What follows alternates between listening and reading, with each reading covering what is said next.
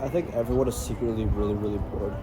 Yeah. I think 95% of people are really bored with life. Yeah. And they secretly really want to go on an adventure.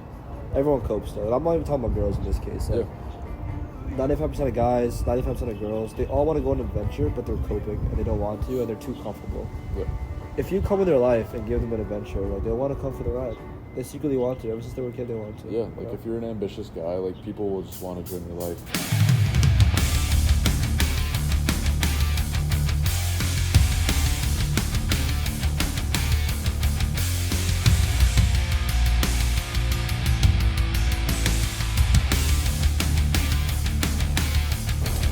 Well, Charlie, I think we're Charlie? set. 2 hours of fucking setting up. Yeah, but seriously. Here we are, man. You guys got here 5:20. It's 7 now, bro. Dude, holy shit. But I'm glad we got it all going. I mean, this is I gonna know. be one of the coolest podcasts we've done. No, I'm so grateful that we're doing this, man. Like, I could see the wheels turning as soon as you came in here the first time. Like, this is so funny. I could see the creative genius at work, you know what I mean? I appreciate that, man. I mean, thanks for inviting us the first time we came. I mean, Of course, bro. It was a blast. Dude, every time we come over, we just have a great time. I know. Yeah, it's so good. I mean, we spent 4 hours in there the last time. We'll see how many it is this time, because we've already been in here for what, an hour. Dude, it's At least I have I'm been. already wrinkly, dude. I know. I seriously am too. I mean, I'm also like sick right now, so I don't want to dehydrate myself too much. Yeah, you're in trouble, man. You know, You're in big you trouble. gotta send it sometimes. So. Yeah. But yeah, That's man. good. It's been pretty good. It's been a fucking crazy last couple months, man. It really has, man. Because last time I was on here, when was it? Late January or mid It January? was the second week we were back. So yeah, that's First or like second week we mid to were late back. January, right? Yeah. So it's now early April. It's been like 3 months, man. Yeah, so damn near 3 months, and a lot has happened, man. Because we were like somewhat good friends at that time, We were but like casual friends. but not nearly Yeah. as close as we are now. So it's gonna be interesting to like compare. You know what I mean? Like going back. How we've changed with time as well. I mean, I feel like both of us have seen immense growth. I can see it in Absolutely. you. I think you've mentioned you've seen it in me. Yeah, no, and I've for seen sure. it in me too. And I just think that I was talking about this with some people the other day, because I think that the thing with guys in friendship is like, I feel like we're not really open with each other at first. Like, we're always like most of my closest friends, I've been casual friends with them for a while. Yeah.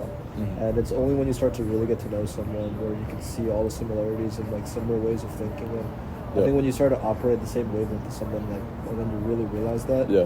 then it can go far places. Man. I think Yeah. that's what I've really seen these last 3 months. Absolutely, and we're so similar in a lot of ways, and we even discovered that like in the first podcast that we did together, and like, you know, I remember mentioning it halfway through. I was like, yo, we were so similar, and like it's become even more apparent like now. You know what I mean? And I'm happy we're doing this because like we haven't had that much opportunity to like really talk long form. You know what I mean? So it's good. There's something about like 2-3 hours of just sitting here, man. Like, we have like conversations over text, over FaceTime, but they're Yeah. always in a rush. 15, They're like 20 10 minutes in between classes and stuff like that, and it's Yeah. like you don't. I mean, at the gym it's a little longer, but also we're busy and like we got to Between worry about sets. what we're doing Yeah. later. So it's good just to have the opportunity to talk for a bit. I've really like realized doing this podcast how special long content is, like I know, long conversations. for sure. Like, you get to really just understand someone, just enter their world, and like Yeah. get through so much like stuff and get to the real nitty gritty Yeah. stuff. You know? And the thing is with this is like, not only do you get to have these conversations, you get to record them and then watch them back. You know what I mean? And then like, hopefully you can show your kids this stuff. Oh, definitely. And, you know what I mean? Like that'd be insane. Be like, yo, this is what I did in college.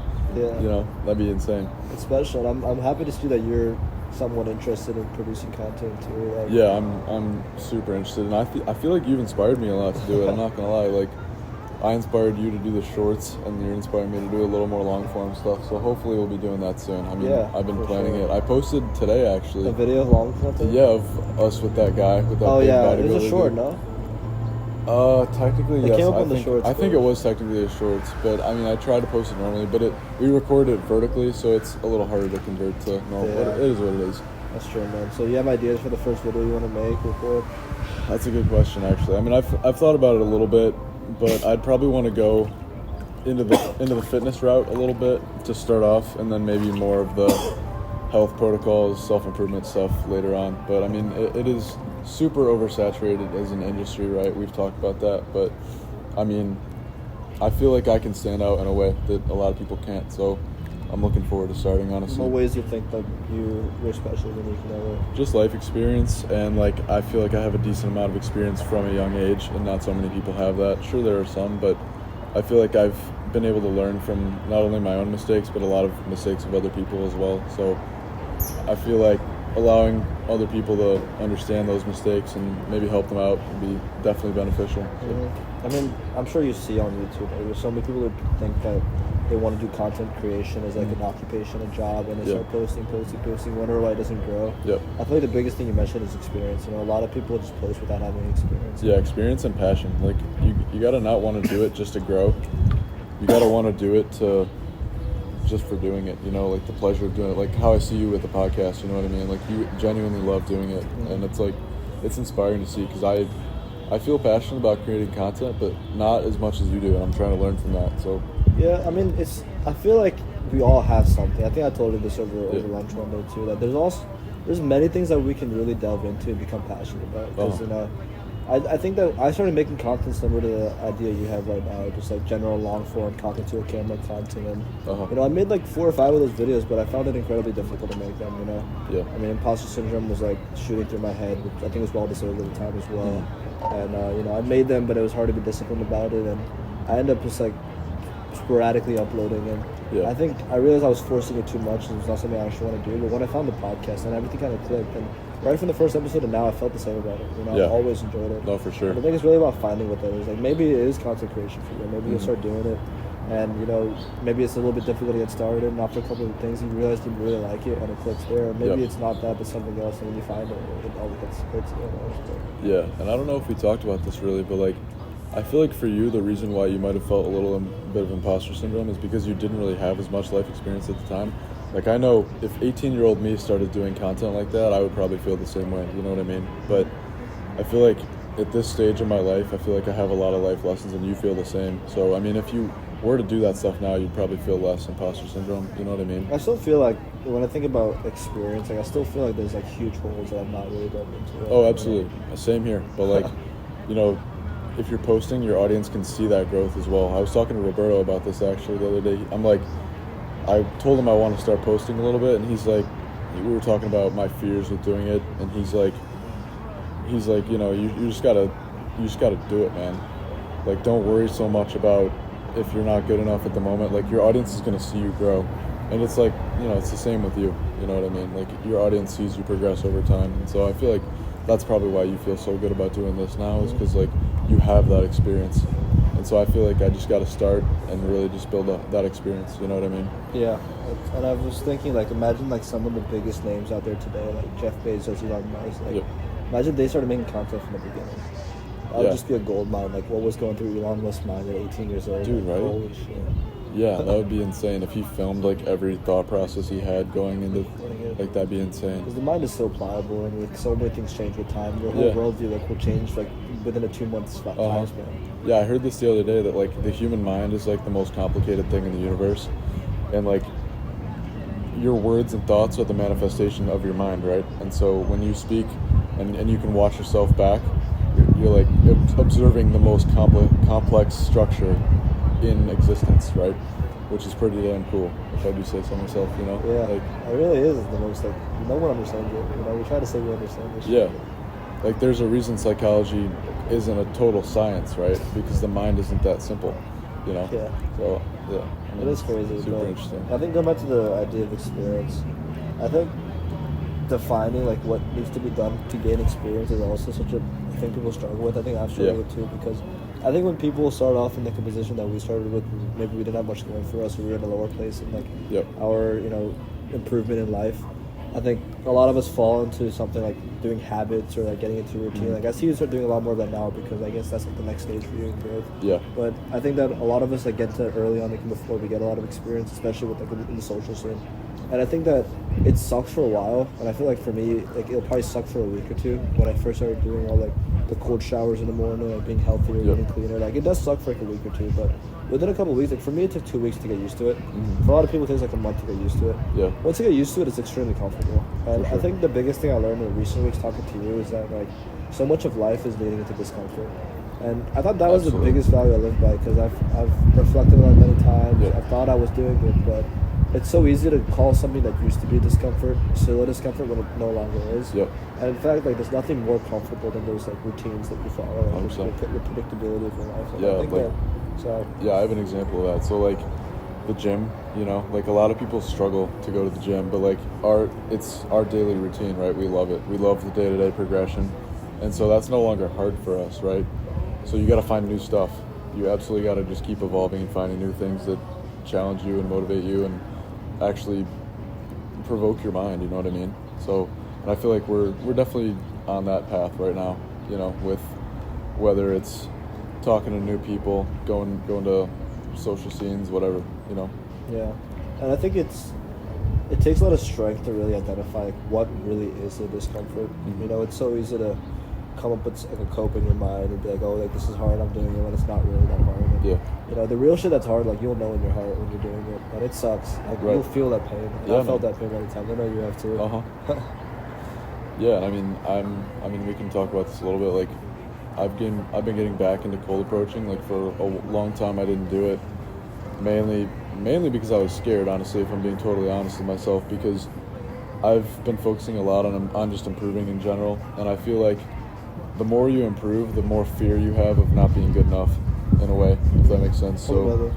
especially with girls. So, you know, when I wasn't nearly as developed or social as I am now, I didn't really have as much fear, because I'm like, okay, if she doesn't like me, then it is what it is. It's like I'm not that great, you know. But now I feel like pretty good about myself, and I feel like in a way, if a girl doesn't really accept me as much, I mean, I take it a little bit personally, and I feel like that's somewhat natural. But you kind of gotta work on that, and that comes with experience as well. So That's interesting. Can you explain that feeling more? Like, let's say there's a girl you're interested in, and you know you feel like you spent all this time upgrading yourself as a person. You value Yep. yourself a lot. You love yourself, Uh-huh. and you know maybe some girl that you've been talking to, and then she doesn't like it doesn't end up working out. Like, what is the feeling that goes through your head that you describe right now?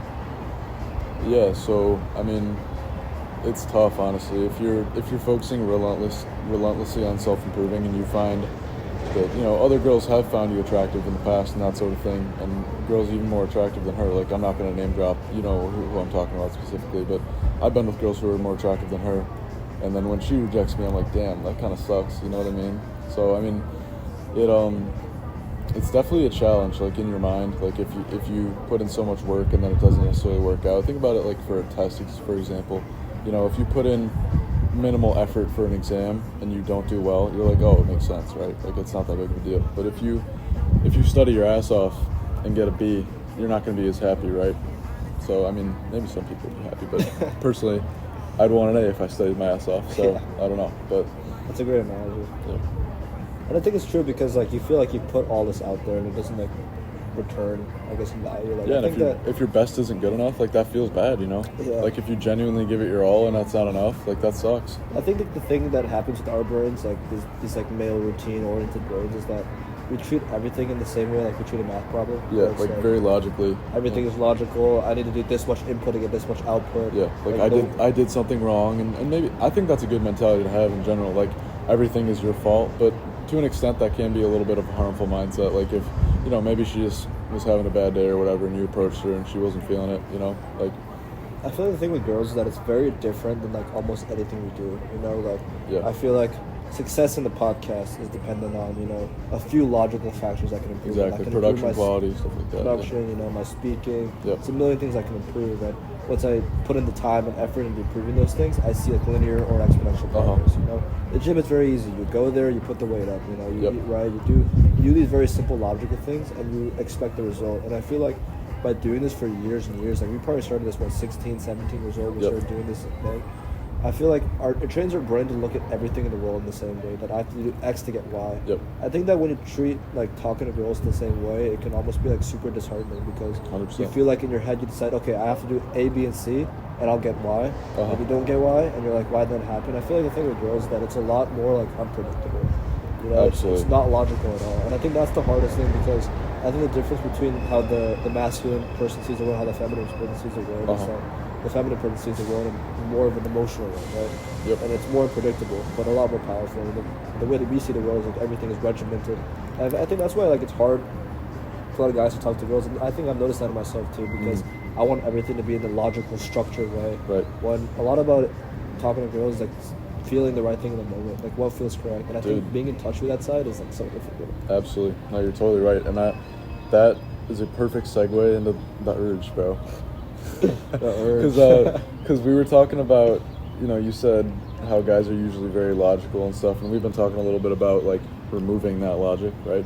And so I mean, we can kind of summarize what the urge is for I kind people. of want to tell the story of how it. Yeah, go for it. I Yeah. remember like I think all the boys were there that day. You were there, Charlie was there, John was there, Yep. and we were talking like I think Enzo, Brandon. We were talking like a huge group of people. Uh-huh. It's always fun when everyone's there. But, yeah, I think we're all doing our own thing. You were hitting like push with John and Charlie. John and Charlie. Yep. I think you guys were on the flying machine, and I was kind of walking around. And I remember like thinking to myself like there was like some girl that I want to talk to and I didn't, And Yep. my brain came up with like a million excuses, and it'll come with an excuse no matter who it is. Like, oh, she's too hot. Oh, she's too ugly. I can't approach an ugly girl. Like, Yep. your brain will come up with all these excuses, right? But at the end of the day, I felt the urge to go up to her, and I Uh-huh. did it. And I remember like after you were leaving, I'm like, yo, I'll be done in 5 minutes. And then you wait for me. We go out. We sit on the hill. It's a beautiful warm day. Yep. And my parents had come that weekend, right? So it was a Thursday. I was about to go meet them. So we're sitting on the hill. John and Charlie walk out, and they see us. And they come over too. But before they come, like I was telling you, like we were talking about girls at the time too, and I told you that, like I want to start like approaching girls whenever I feel the urge to. And then that's when like it clicked in your mind, and it kind of clicked in both of mine at the same time. But the best way to remove all logic is that whenever you feel the urge to do it, you have to do it. Yep. No matter what logic tells you. If she's attractive, if she's not attractive, if you feel the urge to do it, you have to do it. That's like the game. Yeah, because that's like your primal instincts, like, you know what I mean? Because there are two like different parts of the mind, like the logical mind and like the animal mind, and I've learned about this a little bit in psychology. Like, the logical mind is the more human part of you, right? Like the more, social. Like, we think through things through a little bit more, right? So, if say for example you have an urge to go talk to that girl, your human mind will then tell you no, like don't do that, like you might get rejected and that'll hurt your self-esteem or confidence or whatever, right? But you still had that urge, and that came from your primal instincts, right? And so I think it's what we were talking about is like you got to follow those instincts a little bit more and take away the logic.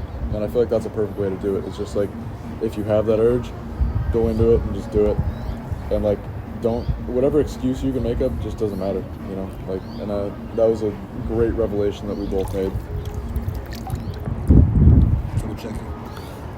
Yeah, I mean, I feel like that idea of the urge and intuition applies even beyond like talking to girls. And Absolutely. I feel like we all go through stages of life, and I feel like you're going back in the stage of a life or routine, right? Yep. And I think routine is great, and I'm probably gonna end up falling back into routine maybe like by next school year because you just came off of fall term where you went total like extreme like degenerate mode, low-key, without drinking obviously, but go out, value experiences over routine, value experiences over grades, and doing honestly whatever's fun. Whether that's boxing, going out, going to house parties, getting experience. And you get a lot of experience, and it was great. I feel like now you're kind of bouncing back, and now you want to just see like exponential progress. You're you're watching everything you eat from the sodium content of the Chipotle bowl. Yep. I'm like, bro, come on, okay, I don't want to go to Chipotle with no more. But that's a great stage you're going through, and I feel like the stage I'm going through, like in 2025, is that value intuition over everything. The guy whose post he keeps sending me, why these whatever. Like he had one quote that just like stuck in my head that the person I don't want to butcher it. The person who follows routines and discipline wants everything to be predictable, structured, and comfortable. But the person who does it, who just attacks life head on, approaches everything that way. Yep. Sure, he might be sleeping in till 1 p.m. and just does whatever he feels like in the moment. Yep. I feel like so much about talking to girls is just that. Is attacking it head on. Yep. For us, like, more logical thinkers, we see a girl in front of us, all of a sudden we're going to start thinking, like, a lot, this is not part of the plan, we're trying to make it more comfortable and predictable versus the person who attacks life head on. They just see her there and they just start talking, they don't give a fuck. Yep. And I feel like for me, like, obviously if we're talking to girls, but also I think just for life in general, I think that the logic, I feel like sometimes I lean too much into the logic and the intuition is smarter than the logic. And I feel like even in terms of like what I should be doing with my life. What's like, best for you mean? Yeah, like deciding to do powerlifting was all based on intuition. Deciding to, a lot of the things I decided, like one night I want to play poker with friends, one night I want to go to ski, like that's all intuition. Even though my logic is like saying, don't do it, don't do it, don't do it. Yeah. Something inside of me says it feels correct. Yep. And maybe a year from now, what's going to feel correct is a routine again. But I think so much of listening to the intuition is like a skill that I didn't realize it'd be this hard to develop. But that's like my big learning point of the year so far. No, for sure, I agree. And I mean, I think what it is it's more of like a push-pull, like a, you know what I mean? Because you go into routine, you come out of routine. You go into routine, you come out. And like, I feel like that's the best way to do it because I plan on next semester to be going out a little bit more, but still having my routine and everything. But I'm gonna allow myself probably one night a week to just do whatever I feel like and really allow that intuition to, just overcome the logic in a way. So, and I feel like that's a good way to do it for most people. Is like one night a week, do your work all week, and then one night a week have fun. Don't go too crazy, but allow that intuition to kind of overcome your logic a little bit. So yeah, as we reflect on this previous week, which is honestly the first week we started doing the urge because today is Saturday. We came up with that on like Thursday last week, so it's been like the rest of the week. Yep. I feel like for a while we've both coped in our mind, Uh-huh. and I feel like having each other has put it out in the real world, and now we can talk about it and actually like improve on that. We're just like holding each other accountable, and It's like amazing to have that. Yeah. I feel like when I didn't have that, it was so easy to just like make excuses. Now it's Absolutely. like I gotta do shit, you Yeah. know. But I'm just curious because like I know the ways I coped in the past before this. I'm just curious about like if you can explain to me like you kind of had a period of time you stopped approaching girls, you were focused on other stuff. Like, Yep. When you ever had the intuition or thought to, like how did your brain convince you not to? Like I want to understand like I wanna what see- was stopping me? Yeah, like I want to see the similarities and differences in how like we both coped in a way. Yeah, so I mean it was quite a while ago, so I got to kind of think back on it a little bit. But from what I can remember, it was like, I'm so focused on school right now, and that was mainly it. Honestly, it's just like I'm focused on school. I can't talk to anyone, which like if you think about it, it doesn't make any sense at all. Like why the hell would you not be able to talk to people if you're going to school? People can do both. You can absolutely multitask, but I mean, yeah, I don't understand when people say, like, okay, I'm not talking to anyone because I'm going to school, Like, it just doesn't make any sense now that I think about it. Like, if I could go talk to my younger self, I'd be like, bro, what the hell are you doing? Just go talk to people. You know what I mean? Because it seems so simple now that we think about it, but it's really not. Like, and you feel like you're so, right in the moment. Yeah, You know what I mean? you're like fully convinced. And like that reminds me of another individual that we've kind of had in our life recently. I'm not gonna mention him, but by name. But it's just like you're so convinced in your ways that you won't allow anything to influence you, which I feel like is never a good mindset. And both of us now are definitely in a better situation because like you call me out for coping, I call you out. Like it's just how it's supposed to be. And you're supposed to have like good masculine friends who will help you in that way. And I feel like that's the best way as a guy to improve is like having friends around you who will like pick apart what you're doing and be like, okay, you need to do this a little bit better, you need to do this better, versus just like being on your own. Like, you remember that whole like Sigma arc or whatever was on fucking YouTube and TikTok for a while? It's like they're encouraging people to be lonely. Like that's never a good thing. Like humans are social Tell me more creatures, about right? like the movement. I mean, I'm not too familiar with it, but it was basically like this TikTok trend where people are like, they say they're on their Sigma arc or whatever, you know what I mean? Yeah. Like their winter arc. Winter arc, basically. I've heard, So that sort of thing. It's like, the guy goes into the gym, puts his hoodie on, doesn't talk to anyone, thinks he's So cool, cringe. thinks he's cool, like. And thankfully, I never did anything like that. Like I never went in the gym like, oh yeah, I'm so cool, like. You know what I mean? It's sometimes fun though. Once in a while, put your hoodie on, put the headphones on. like it's only fun up to 11 p.m. at night. And be like, Just let the demons feel your workout. Yeah, no, I mean, I get that, but still talk to people. Like I'll have too much time talking to people. I'll have days where I'm feeling worse, and I'll be like, okay, yeah, this sucks, whatever, and I'll still talk to people now. Yeah. You know what I mean? So, I mean, yeah, That's a big problem I go through, man, honestly. Like, I remember, like, Aryan, right? He's coming on a podcast Yeah. next week, Big Indian. Oh, actually? Yeah. Dude, that's Which is awesome. fun. Good stuff. But yeah, I remember, like, we were both starting to deadlift at the same time, right? And, like, I did my warm-up sets, and I go talk to people, and then I started talking to people. Yeah. I was going to do my top set, I see he's done. And I'm like, damn, he just got his shit done. I've just been, like, wasting half an hour just, like, walking around talking to people, and I'm fine. Yeah. I gotta control that sometimes, but then I have to like, force myself to Maybe a little bit, yeah. But it's fun though. I mean, I definitely would say that's better to talk to people than not. Absolutely. You know, And like, I mean, it's so that's easy still to your make an social time, excuse. right? Oh, So, yeah, 100%. I think it's important, but it's so easy to. I feel like there's two types of coping. I was just thinking about this, like I was struggling to sleep last night, but I was just like staring at the ceiling, I was sick, and I just thought of this idea of like big copes versus small copes. I think big copes are like prolonged copes, where it's like it's not a cope in the moment, where it's like, okay, let's say I see a girl I want to talk to, but then immediately I'm like, oh, she looks busy. That's a small cope, right? That's a cope that just came up in the moment. yeah. Versus the big cope where someone's like, oh yeah, I don't talk to girls because I'm waiting until marriage, right? That's a big cope. I Yep. think big cope is like Dude, where that's you a great find point. where you find like a major cope to like blanket like your entire life, and it colors the way you live your day to day life versus like a cope in the moment, right? Yeah. I feel like maybe a couple of times I've had big copes, but I feel like people who have big copes piss me off the most. Like, I'm just 100%. talking to you and I'm like, bro, like that's such a big excuse, and I feel like excuses like, oh, I'm not gonna talk to girls for this next 5 months because I'm focused on myself. Like that's a big cope, right? Versus like 100%. I think right now I struggle with small copes as well because I know if you talk to me right now, I know that I should be talking to like 10 girls a day. Like, I Mhm. know that, like it logically makes sense. Yeah. But in the moment, I'll be like, oh no, it's too, I don't feel like doing it right now. That's a small cope, and I feel like differentiating those two because I feel like small copes are the thing I struggle with the most right now. Mhm. It's obviously like I think it's all about increasing your percentage. Like Yeah. right now, if I feel the urge, I probably will do it 30% of the time. Yep. Right, maybe like 25-30% of the time. Yeah, just like slowly increasing that over time is good. Yeah, 100%. I mean, like I felt that multiple times today. I was walking to the IM because I was going to lift with Zach, and then I was like, I see these girls walking by, and I'm like, no, I'm not going to talk to them. Whatever, it's fine. I ended up talking to a couple girls like in the gym today, Nice. but like, you know, I easily could have struck up a conversation with people where I chose not to. And you're totally right, like the percentage thing, like. And to a certain extent, like if you have the urge to do it every time, like it's sometimes inconvenient. You know what I mean? Like it's almost too, autistic in a way. You know what I Yeah. mean? Like if you're trying to Feel it out. if you're in your head so much about like, oh, I have the urge to do this, I need to do it now. Like that's a little bit too much. Because what if you're like going to class or you're busy or something like that? You know, and you can't really blame yourself for not doing something sometimes. So, I mean, yeah, doing it for a big percentage of the time. Like if your excuse is genuine and like it's a good excuse, like you have class or something, you might as well. But like today, for example, when I was walking, I had so much time. I could have easily like talked to these girls and, you know.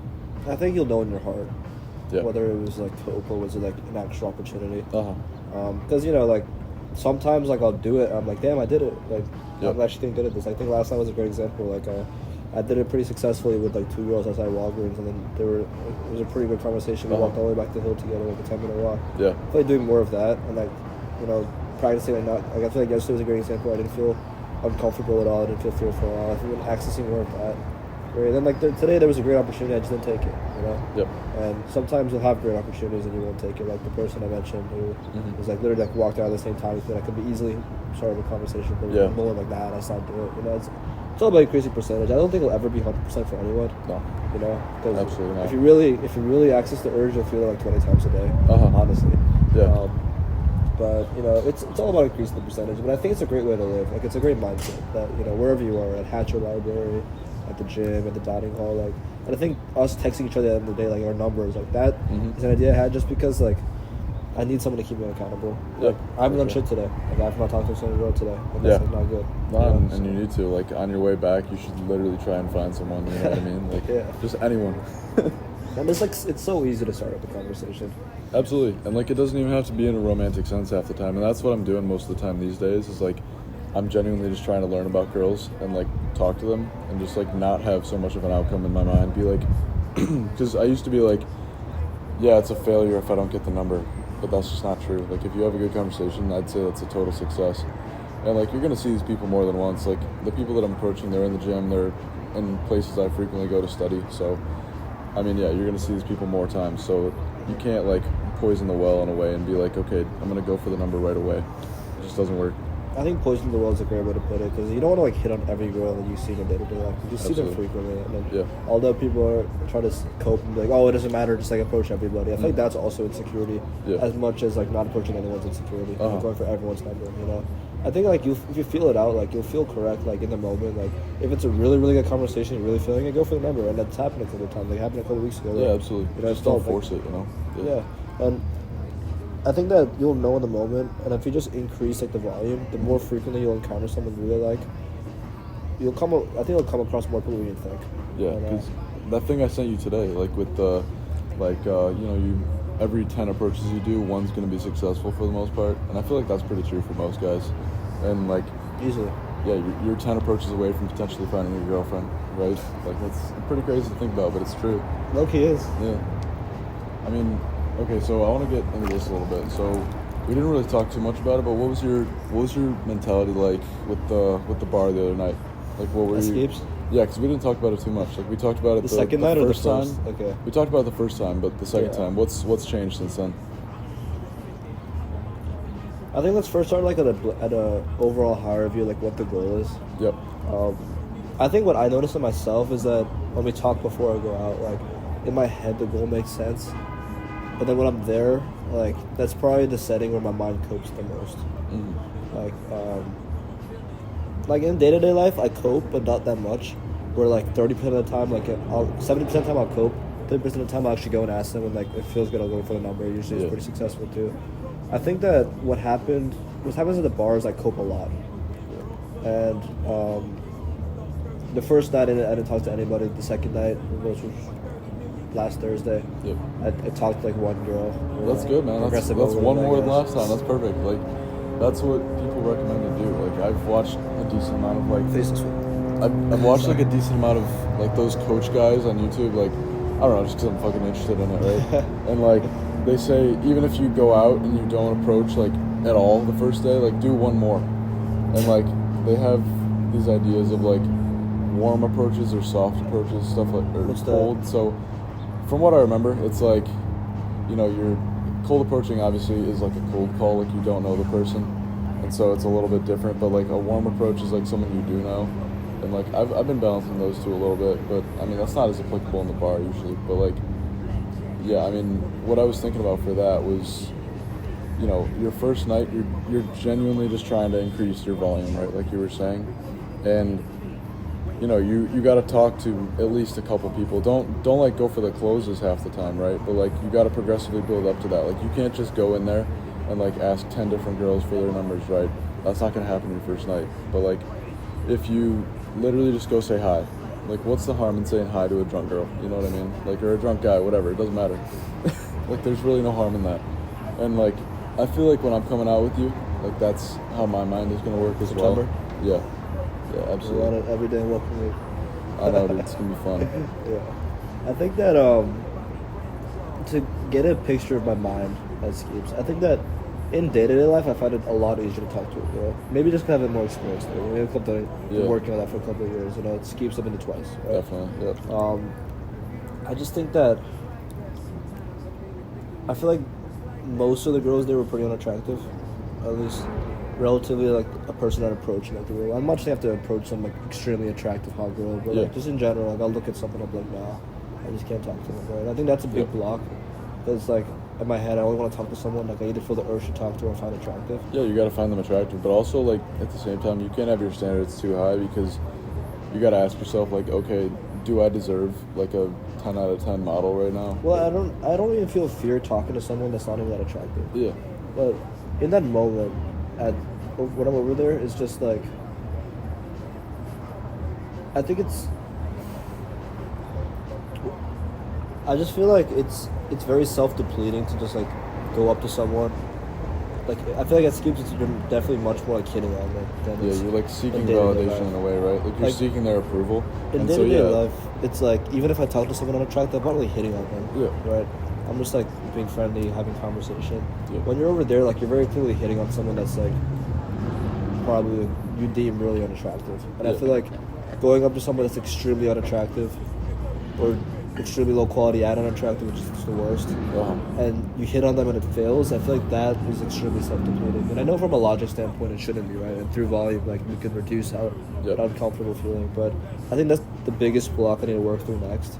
It's just that it's just so self-depleting for me to hit on someone who I deem like way below like my standard. I don't even feel like my standards are too high even in day-to-day life. I try to talk to like everybody. Yeah. But it's just that in that moment when you're like hitting on someone who's extremely unattractive, you getting rejected from someone like that is extremely self-depleting. Yeah, man, that is tough. Like if you don't even find them attractive and they reject you, like that's pretty tough. Like John, we pushed me to some like 200-pound girl. I'm trying to be mean, but bro, he pushed me to like some 200-pound girl. Dude, he was like just drinking like I'm like, bro. You don't want to talk to the whales, bro? What? I'm not talking to the whales, bro. I'm like, bro, compared to her, I'm victim weight at that point. Like, yeah, no, it's so funny. She basically dominates you with that. Yeah, man. But it's tough. I find like real life interaction so much better, but again, at the same time, it's like if we're just trying to maximize exposure, you got to do all of it. You know, I mean, at the same time, like it will get easier. And I've only been out I've been out 4 times, and like I've only really tried to talk to girls twice. Yep. Right. So from a perspective, like, that's really low volume. Well, I mean, technically, it was like 3 times that you didn't really try to, right? Because like Well, yeah, the first time I wasn't even Yeah, trying. so only one, bro. Like, think about Yeah, that. That's that's like crazy, nothing. right? Yeah, like that's nothing. Imagine after like 10, 15 times, you know, like imagine It'd how be much better easy. it's gonna be. And yeah, It's gonna everything feel is a lot volume. better. Yeah, absolutely. Just gotta keep improving and like progressively overloading, as we say. You Yeah, know? I mean, there was a time like 3 years ago where I just couldn't talk to a certain girl in public. Now it's like, you know, Yeah. it's not that hard. It's like, yeah, No. I think everything takes volume. Like, kind of like I was telling you, like, the first day I went to the gym, and I see my friend bench a plate, and I can't bench the bar. I'm like, there is no way I'm benching a plate ever. Yeah, Ever. I was convinced. I was fully convinced in my head that I would never in my life bench a plate. that's crazy. Yeah, And to think back about that, like, it's, you know, you go to the gym like 1,000 times. You've probably been the last, like, since freshman year of high school. yeah, You know, like, that's a lot of volume, and you go there and you feel comfortable there. yeah. And in my head, like, going somewhere, like, I feel extremely uncomfortable right now. Like, going to Skeeps, I'm feeling extremely comfortable. That'll take a lot of time, but It will. I think just going and trying over and over and over again. Yep. Like, I think that with anything with volume, you can gain. I just want to be able to figure out my biggest fear and feel comfortable there, Mhm. and my next biggest fear and feel comfortable there. And I think love that, man. It's the best way to grow. Yeah, just like continuously developing like that, like finding something you're super afraid of and then going to do it. And then like hyper exposing yourself to that. Like that's a really good way to grow. For me that was boxing for a while and it was also girls for a while and I feel pretty competent in both those areas now. So like I honestly do need to find the next area. But I mean yeah, I think it has been talking to guys honestly and like asking more guys because you know, my ego a while ago wouldn't let me like ask a guy to go lift with me. I don't Tell know me why. about that. Like, what will go through your head if you can remember? Take your time. Yeah, with like, so I mean, so my ego was definitely stopping me from talking to some people at some point because I don't know. I feel like, I mean, I've never really thought about it that deeply. Why?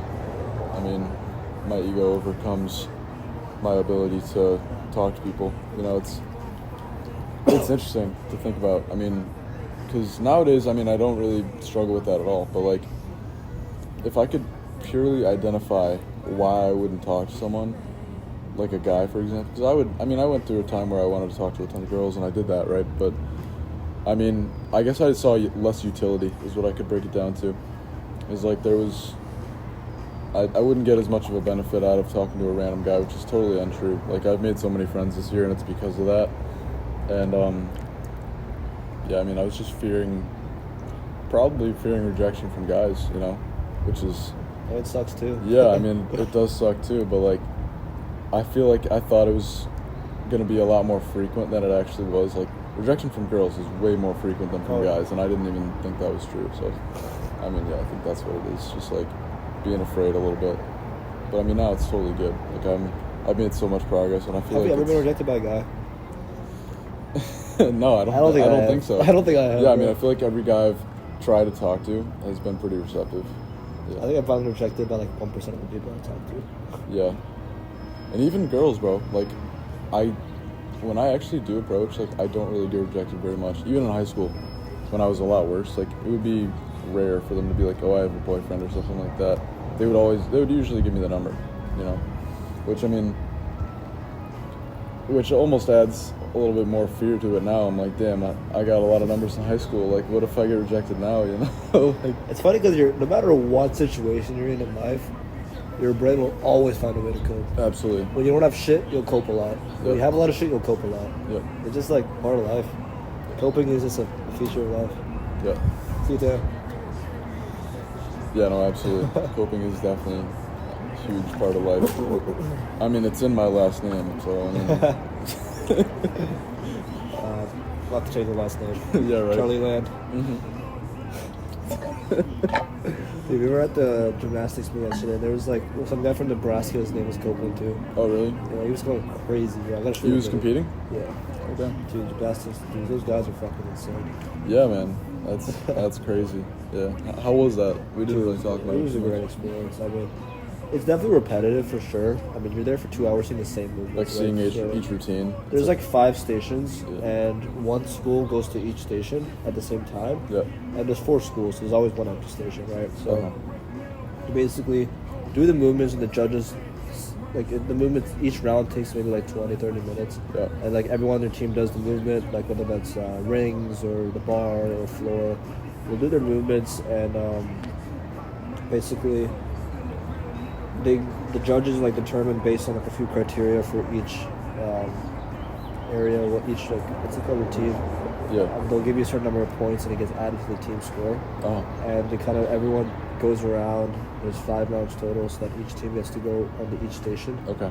And it's just impressive to see, like the people on like the bars, for example, like within like one pull, they're swinging around the entire bar, right? Like for us, it's like we take a couple swings, get a momentum, we've heard your muscle up. Yeah, They're we just do, like, going muscle like up. Yeah. swing, swing, swing. Then at the top, they'll let go, do a flip in the air, Yep. grab the bar again. Like it's the shit they do is insane. Yeah. No, I mean, it takes insane amount of strength too, I bet. Like gymnasts, if you look at like the Olympic gymnasts, I remember watching the Olympics, I'm like, damn, those guys are jacked. Like it's insane. Yeah, they're like sneaky jacked, you know. Like, Yeah. They won't even seem like really jacked, but then when they got like a lot of strength, though. It's Yeah. insane. Bro, how did you like collect all that information about what was going on when you were sleeping? Like, I don't understand. I was sleeping the whole time. Did you see the video? I showed you the video of me snoozing. Right? Oh my god. Of you just like going in and out, you're just like Dude, it was just like warm, and like I had a sweatshirt on. good sleeping environment. Yeah, and I was feeling a little bit like sick, so I was like, yeah, yes. I also told John like 20 minutes before, like I have a strong feeling I'm gonna pass out in like 20 minutes. Yeah. Like, I just kind of know because it happens to me sometimes, like Yeah. at the library at Hatcher Yeah, or like it's at basketball funny. games. Like I'll randomly pass out, and Yeah. it's not because I'm getting bad sleep. It's just usually either it's either because it's like an afternoon or it's like getting close to my bedtime. Yeah. Like moments of my circadian rhythm where just all the factors are perfect. I'll fall asleep. But I was waiting for like the first 40 minutes, then I like fell asleep, and then I woke up. And Do you know how long you fell asleep for? So I was in and out of sleep because what Kenta told me was that I would fall asleep. They would like I would say something. They would look over, and then 5 seconds later I'd be snoozing again. And the funny thing is I remember doing that too because I would hear clapping. I'd wake up. I'm like, wait, when did I even fall asleep? Uh-huh. And then I'm like curious. I'm looking what happened. I ask him a question. Yo, what's going on over there? And then I'm like, whatever. And then he looks again. I'm like snooze out again. That was so bad. I don't know why I find it so funny. Dude, that shit was hilarious. You can see in the video. I'm just like. Probably did it for like an hour. It's so stupid. It was fun. No, and then you got everyone like looking at you, recording you. And stuff. Yeah, John was like in a different space that night because he was waiting for his girl to come. So, Yeah. yeah. Anyways, going back to your evolution with talking to guys. Yeah. Down to homo way. But, Yeah, no homo, I guess. I feel like I've also probably felt those fears before, but it's been a while. You know, I felt those probably. Yeah, you early do in high very good school. with it. I've noticed. And I mean, I've learned a lot from it. Like, guys usually learn from like visualizing, right? Like seeing other guys do stuff. I feel like for the most part, like guys are visual learners, and I've definitely seen myself learn a lot from you in that way. Because like, you know, we were talking about the urge. Like, you would just genuinely want to go talk to your friend, and you just go do it. You know, and I feel like I would see people that I knew at the gym, and I just wouldn't go approach them. Just When I you don't felt the know. urge to? Yeah, exactly. Yeah, so I mean, it doesn't only apply to girls, but definitely guys as well. I think that's interesting because I feel like it's a great. Thank you, by the way. 'Cause I feel like I've worked on that a lot. I feel Yeah. like that's been like my main focus for years now. Yeah, And I think the last time we were in the hot tub together is the day I really went home and reflected because I remember like years ago, junior year of high school, I was watching this video of like these 4 guys in like a pool or something, yeah, and they were talking for like 30 minutes about just like random topics and stuff. And I'm Oh. like, damn, that looks good. Like, when am I gonna get friends like that? And Yeah. that's good. So, and it seemed like so distant, so far away. yeah, But somewhere in my head, I'm like, I want to find that in college, and yeah, I really like made that my goal, and it was really fulfilling because I felt like that they were in the hot tub together, Yeah. the 4 of us. Like I really clicked with all 4 of you guys, or 3 of you guys, and I feel like that was a day I can reflect back. Like I've grown a lot in that area at least. Yeah. And I guess No. I'm proud of it. I am pretty proud of it. yeah. No, it was But- good. I mean, I think one of the best things you can do as a guy our age is become like a really good communicator. I know we've talked about this a little bit, but like if you can master communication, you can do a lot of things. You know, like it opens a lot of doors. Just like, you know, whether it's jobs, girls, sales, whatever it may be, you know. But like you were saying with the friends and like you thought about having friends in college and like now you're here and you have that. I kind of feel the same way. Like when I was in high school, I was like, yo, I don't know if I didn't really click with people too much at my high school, at least. I had a few friends, but nothing too close. And like what we have now in like our group and what I've been able to kind of facilitate based on what we've been talking about recently is like it's so much better than what I could have imagined, honestly, you know? Like, and I'm grateful for like that opportunity to just like go talk to more people. Like, that's why I think college is a great thing, honestly. Yeah, everywhere. Because, you know, people say that college is a scam or whatever. Like, in some ways it may be. Like, I'm I not. don't agree with it for the most part. Yeah, I mean, in some ways, you know, you are paying a lot of money, and whether you're in state, out of state, you know, you're paying a lot of money to be here, right? And it's not only the education part that you're getting, but you're also getting like socialization, stuff like that. Like, you have access to a bunch of community places. Like, think about it, we're never going to be in a place where we're exposed to more people, you know, It's beautiful. right? And Everywhere. it's like a fantastic, like, playground almost. You know what I mean? Like, as a kid, you know, you go to the playground and you talk to people. You may like go chase a girl or something like that, and go like hit your friend with a stick or whatever, right? But like now, what it comes down to is going to the gym and going approaching girls and eating right and stuff. You know what I mean? It's That's just that's how we found it so fun. it's just like an upgraded playground. You know? I never thought about crazy. that, man. Because, you know, I feel like we can always look back at childhood as analogies for, like, how we are as people, what we enjoy doing. And, Yeah. you know, I guess college life has really mimicked the playground in a way. Yeah. You know, It totally does. just tapping into our primal desires, just having fun, you know, Yep. going on adventures, you know. I Yeah. feel like this campus is my playground, man. You know, especially the hill for sure. It really is, man. The Mojo Dining Hall, you got the hill, the Palmer tent, and you got the BSRB, hot tub 10-minute down the Yeah, road. you got everything you need right there, man. I'm jealous, honestly. You're close enough. You pop out the hill pretty often. You got the Muslim bars in the other corner. It's really our playground, man. And, you know, it's have fun every day. You know, just fun, whatever we feel like doing, we just do. Yeah, exactly. I think that's what all life's about. You know, with intuition and just like following that. And, you know, I think college is a special time, and you know, obviously not everyone's able to access it, and you know, it's something I'm really grateful for. You know, that Yep. our positions in life have led us to be able to come to a great school like this. But it's really such a special time, these 4 years. You know, you got to Yeah. be around like-minded people who think the same way, who honestly also disagree on a lot of shit. Uh-huh. You Yeah, gotta even learn people who are a together. lot different from you, you know? Oh, like, yeah. it's crazy to be exposed to a bunch of different people, you know? Yeah. Like, and that's why college is so valuable in my eyes. Like, last year, if you would have asked me what I thought about college, I would have been like, yeah, it's just not worth it. Like while being a college student. And, like, my Really? mindset has totally changed on that. Wow. And the thing is, I would talk to people about that, and they'd like, agree with me, you know? Whether it was, like, family members, they'd be like, oh, yeah, you're right. Like, it's not necessarily, like, the biggest... It's not like the most important thing, but I wonder if I could go talk to those people now, if they'd have like a similar opinion, you know, because these people are adults that I would talk to in my family who would be like, oh yeah, college isn't like the greatest. And like, I've kind of changed my mind on it now, I'm not going to lie. Like, I think it's pretty valuable. Beautiful. Yeah. You learn so much about yourself. Like, it's just a great playground to grow. Yep. You know, like, if you're just on your own in the same environment all the time, like, it forces you to step out of that and just, like, try shit out. Uh-huh. You know, like, when I remember, like, thinking, when I first started the college application process, I think everyone was just really confused Yep. about, like, you know, people, I remember my college counselor told me, okay, make a list of schools you like. I'm like, how do I decide I like a school? Like, Right. what does that mean? Yeah, exactly. So I just started, like, I started asking people about that. I was like, oh, just apply to all the good ranked schools. I'm like, okay, I started doing that. You know, put all the Ivies together and stuff. How many did you apply to? Like, probably 25. Yeah, man, that's insane. Guess how many I applied to? 6. 3. 2.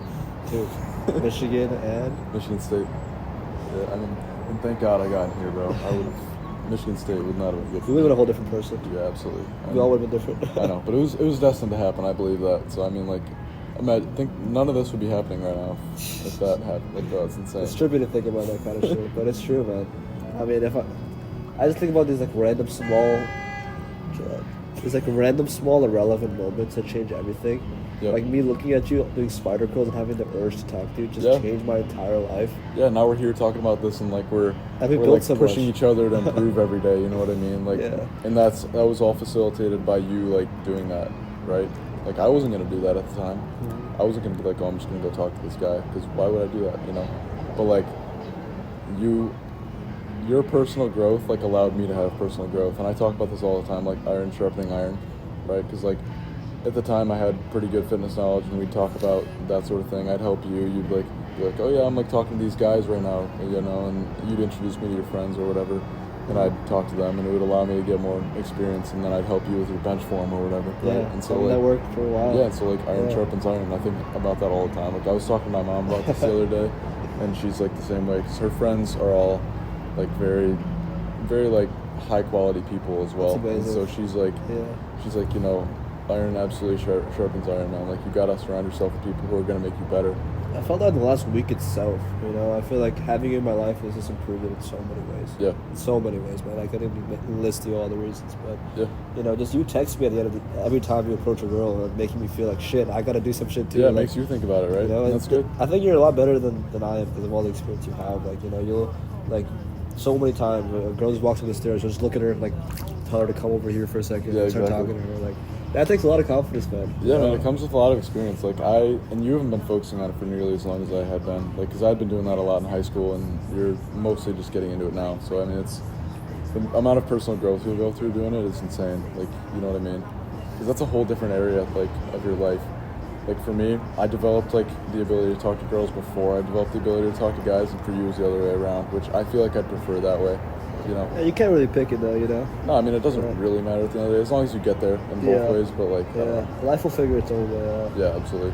Yeah, because I remember like when I was applying to colleges, I was confused for so long. Like, okay, people tell me focus on academics. Other people I'm talking like friends like, oh, yo, apply to USC party school. I'm like, everyone's telling me all these random things. And I'm like, I don't even know like if I like a school. So I go on school tours. I'm like, how does the school feel? And like, my dad's asked me like, what'd you like about the school? And I'm like, I don't know. I kind of like the campus and feeling. Yeah. He's like, seriously, you're gonna apply to a school because you like the campus? Like, Right. I'm like, I don't know. What am I Well, supposed but to like, say? what else do you know about it? You know, like that's pretty much all you know at that point. But I remember like it took maybe like a year and a half, but at one moment it clicked. Yeah. Like I remember I was going on a walk and my best ideas came on walks. Like Uh-huh. I was in high school, it was my senior year, and I was going on a walk and I'm like, what do I really want out of life? Like fuck college, right? Like if Yeah. I close my eyes in a dream life, like let's say I could like design college however I wanted. So like what would I want out of it? And I thought about it for a while, you know, like people telling me, oh, go academics, education, career. Okay, that's a bubble, you know. Another person's telling me, you know, have fun, like have great experiences. That's another Yeah. bubble. I'm like thinking, like, what do I want out of it? And by the end of the walk, it clicked to me like people.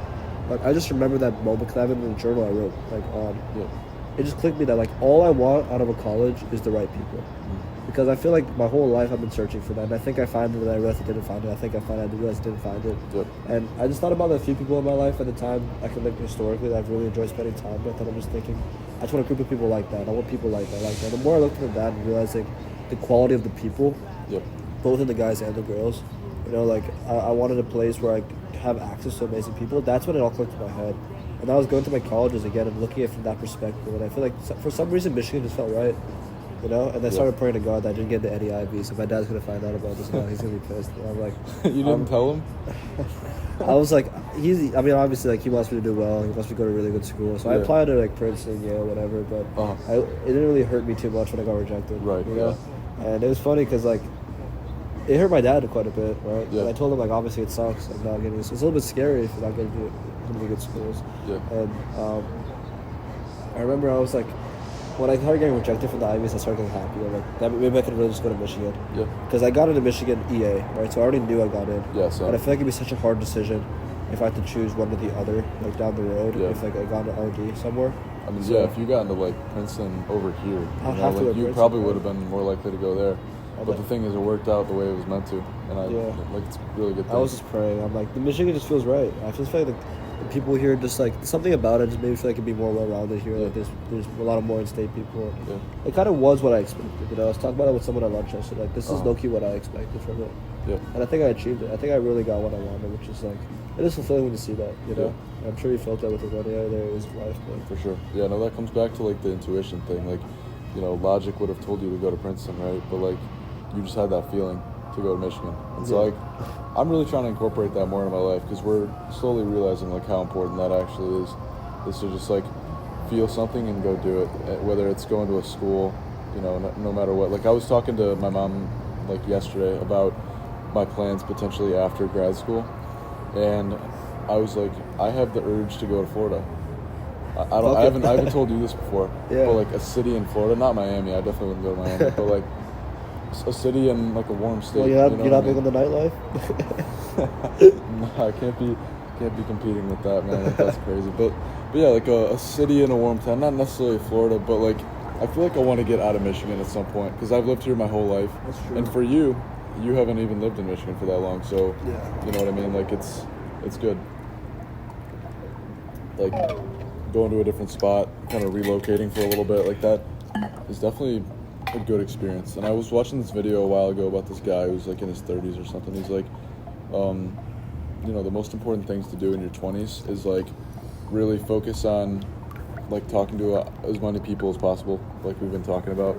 And then he said another tip he gave was like moving out of your hometown if you haven't already. You have to. And I feel like that's huge.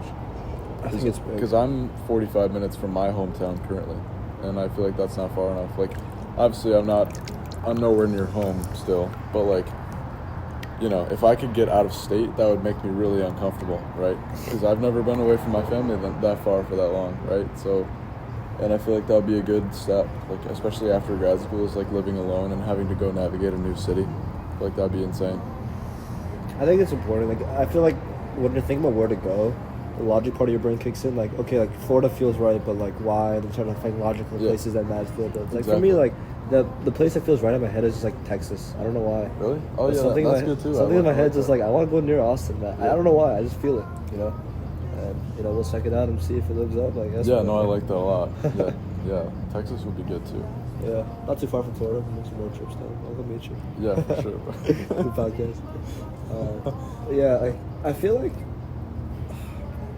this is a little off topic, but I feel like when we're thinking about it, like I don't even mind like long distance friendships in the future. Like I feel like the more I think about it, I feel like long distance friendships are often higher quality than like close distance friendships. Even Like, long distance relationships, bro. I think so. Because think about it, you got to spend a lot of time apart from someone, so that actually tests whether or not that's a quality relationship, right?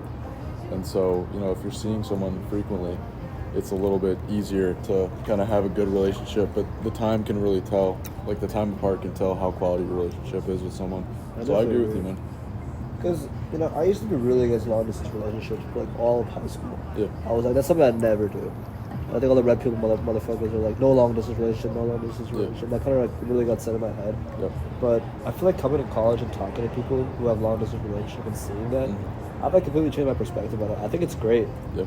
In fact, like honestly, for periods of time, obviously it'll be interesting when we're married. But I feel like with a partner I have in the future, if it's like obviously right now we're experienced balancing and stuff. But if I do end up years from now, like maybe even soon, find a partner like I end up going long term with, I feel like it's valuable to have like periods of time where like you see each other less frequently.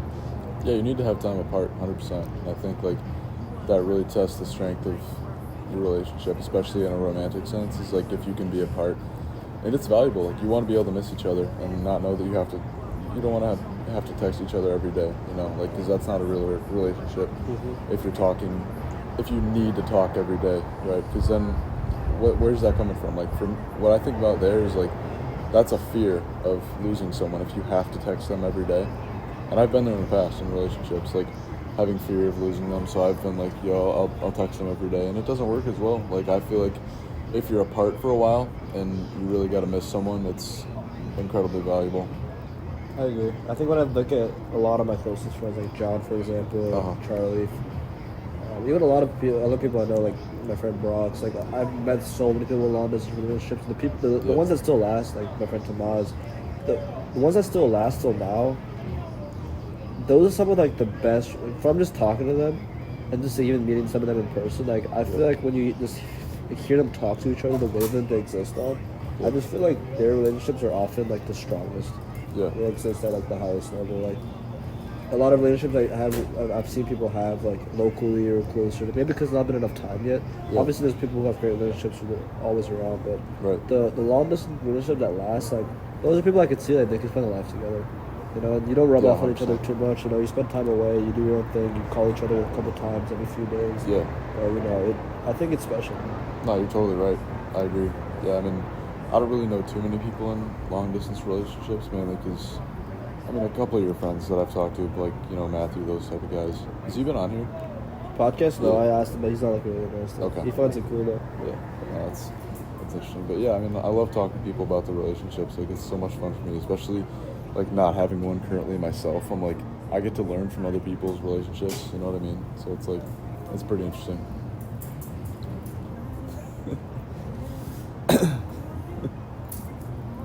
Hey, we didn't get kicked out. We're good. I think that he just wanted to take a photo. He didn't really want to kick us out. He was trying to figure out how to take the photo. Yeah. He figured something out. That's fine. Anyways, man, for sure. I mean, I guess we'll see. Like, I feel like this next arc is gonna be so interesting for us because I feel like I think one of the cool things about following your discomforts is that after a while, like, even if you spend time away from doing it, like, you have the confidence that you can go back to it and like feel comfortable there again. Yeah. Like, that's how I kind of feel with like making male friends, and that's probably how we feel with like going out, right? Like when we start going out next September, next October, Yep. you know, you've had that experience before, so even if it sucks for like a week, like you'll know you can get back into it. Exactly, And you know yeah. how it runs, right? You have that experience. Like for Yep. me, like I feel like one of the strengths I've gained is that you can place me anywhere in the world, and like within a week I'll have like 5 friends that I really fuck with. And I feel Yeah. like that's something I'm like comfortable with, and that's kind of fun to me. You're absolutely right, Yeah. too. Like, I totally see that for you. Like, you could go to anywhere. You could go anywhere, and you could have a bunch of friends after not that long. That's a good skill. I feel like I'm getting there. So You're definitely. I mean, you've gotten a lot better. Because I think that I've noticed you even a couple times. Like, I think some of the skills that are required. That I think that there's like layers to it. That there's the first like skills you develop for appealing to as many people as possible. Yep. But then by increasing the volume, you notice like a few people there that like you really are on the same wavelength with, and then there's like you don't have to use as much of like those social skills per se, like the Yeah. Dale Carnegie type of stuff. It's, Exactly. Like, you know, always thinking about them, like trying to glaze them a little bit, but like not too much. yeah, obviously, like for in a us, way we that- don't need to do that. Yeah, but for we're the past general that, yeah. population, like when you're meeting new people, you want to follow a few rules, right? Like you don't want to talk about yourself too much. But like with us, I can be like, yeah, I'm fucking amazing, right? Like Yeah, you're great. I did something great. You can say the same, and like we're not gonna be And like, I feel no fear. we're not yeah. gonna be like, oh, like he's such an asshole. He talks about himself all the time, you know. But like Yeah. with other people, you definitely got to do that. You got to kind of not talk about yourself as much and like those sort of things. You know. Yeah, for sure. And the reason I bring that up is because I noticed that when I see you, like, obviously trying to level up that skill, you know, like, when we work out together, I'll see you talk to, like, 5 people. Yep. You know, that's great.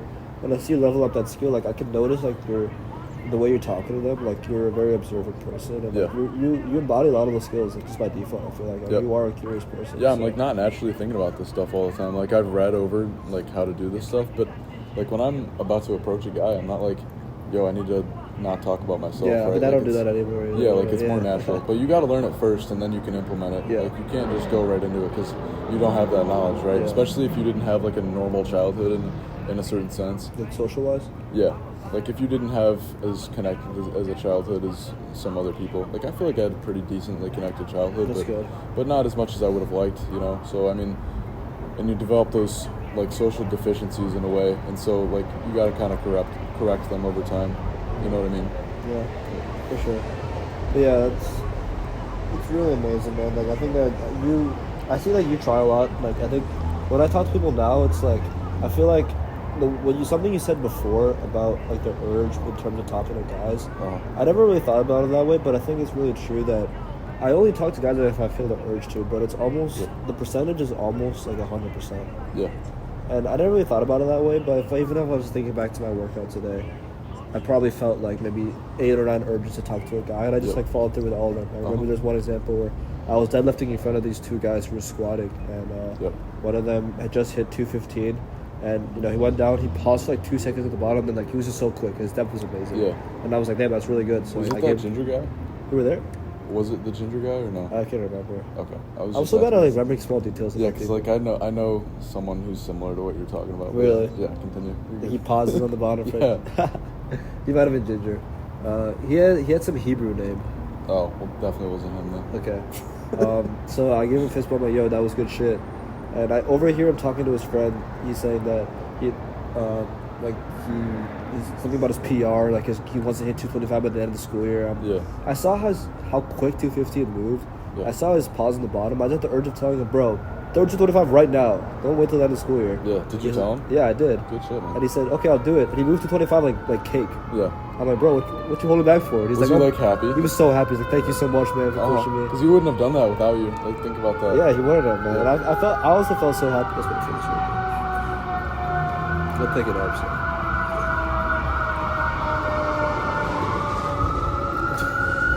Some shit's going down, bro. This is how we should go down. Dude, that's a lot of cars. That's a lot. Someone had a few too many drinks at Skeeps. Yeah, right? That's insane. Got the whole police force going. Yeah, what was I saying? Oh, Yeah, about the guy who was happy after he hit He was so 225. happy, and I'm like, and he was like, "Thank you for pushing me." And I just had the urge to, so I just did it. You know, a Yeah. lot of people would be like, "Oh wait, I probably shouldn't say that." And Yeah. I just had the urge to, so I did it. And I Bro. feel like it brings me happiness too to see Yeah. people do well. Dude, that's a great point because like I feel the exact same way with most guys. If I'm sitting down on like a bench in front of a bunch of people, and there are like two guys to the side of me, I'll end up talking to both of them now. Amazing. You know, Amazing. and I used to not be like that. But the reason I bring that up is because I want to talk about like why do we not have that same mentality with girls? I was gonna bring that up next. Like, why? Because the gym today, there was a girl who was so bad. And I really want to talk to her. I did Yeah. it. I had the urge to have the perfect thing to say. I didn't say Yeah, it. but like think about that. We gotta explore that more. Like why can we go up to like any guy and just have a perfectly good normal conversation and not be worried about like being in our head or anything like that? And it goes perfectly smooth. And then like half the time with girls, you know, we say it's ideally half the time we go up to girls if we have the urge to. It should be more than that, right? But like, what's the disconnect there? Like, why? I need to think about that more. Like, why do we not go talk to more girls if we have the urge to? I think the stakes are higher, at least in our head. Yeah. Realistically, definitely not true though. Like, Kind of, though. In some way, like if you're like, yo, you got a fat ass, and they say no, like, you know, that's definitely risky, right? But I like, just think that the implication of a guy talking to a girl is often not friendship. yeah, The implication of a guy talking to a guy is often friendship. No, you're And right. guys can have as many friends as they want. It's unlimited. I think girls have kind of more of a security mechanism where they're naturally more cautious. I think for them. you see what I'm seeing? Yeah, something I like. Right, Yeah, I know. they'll naturally feel more cautious when they're talking to a guy because it's kind of been programmed in their brain over years and years of like, you know, they need to be cautious to know what a guy's intentions are and they want to be a little bit more like reserved in a Yeah. way. So, and because of that, the rejection rate of like a guy and girl becoming friends or just getting to know each other versus a guy and a guy becoming friends and getting to know each other is much different. Yeah, that's a good point. Like the rate of rejection would be higher, and so Much higher. you intrinsically know that, and so Yeah. you're a little bit more afraid to do that. That's a good point. I also think it's society in a way. Yeah, I think in a way, society. I think, how do I word this? we gotta overcome that though, bro. You know, like it may be true that the rejection rate is higher, but we gotta at least like cope in a good way, right? You know what I mean? Like use a positive cope in your own mind to be like, damn, I We should gotta just do it develop anyways. You gotta develop that. Yeah. Yeah. I think that as we grow up, we kind of learn this narrative that men are evil.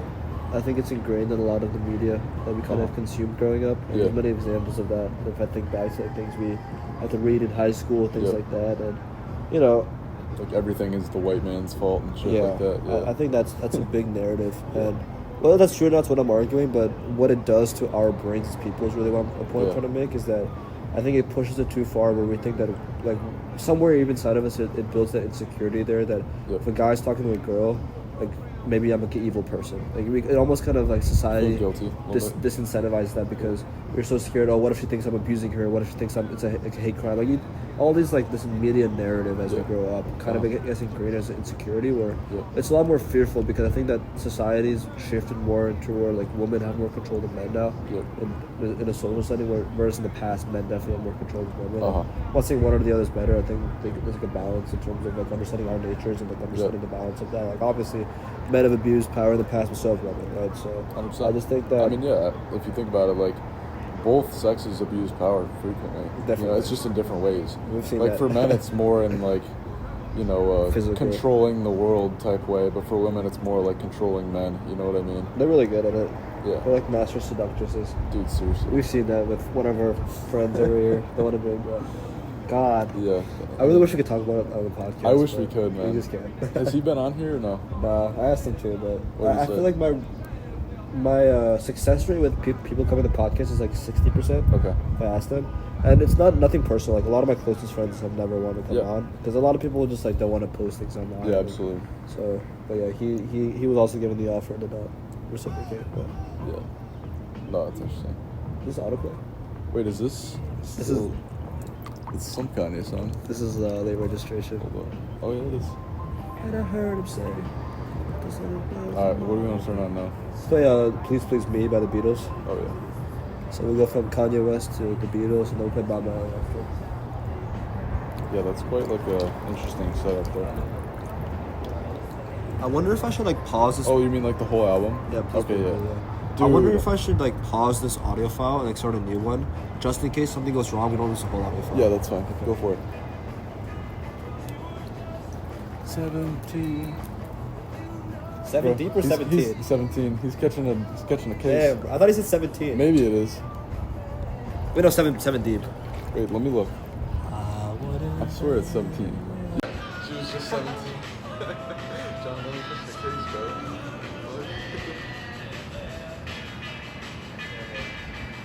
Did it record? Yeah, no, that was good. Is it red light still on? 3, 2, 1. She was just. She was just 17. And they were pretty young at the time, too. Yeah. They're probably like 19. What was that? Were they 19? This is the first This is their album. first album, yeah. Yeah, that's true. look at the cover, bro. They look so young. Like a bunch of like high school kids, bro. Yeah, that's so funny. I didn't know they were that young. I thought they were in their 20s They when started, they started. maybe like 20. I don't know. I'll have to look into that. We don't have time to search it up first. No, but saying she was just 17 is a crazy way to start the The album. first That's like line- the first thing he's ever said. Yeah, right? the first line on their first song and their first album, bro. She was just 17.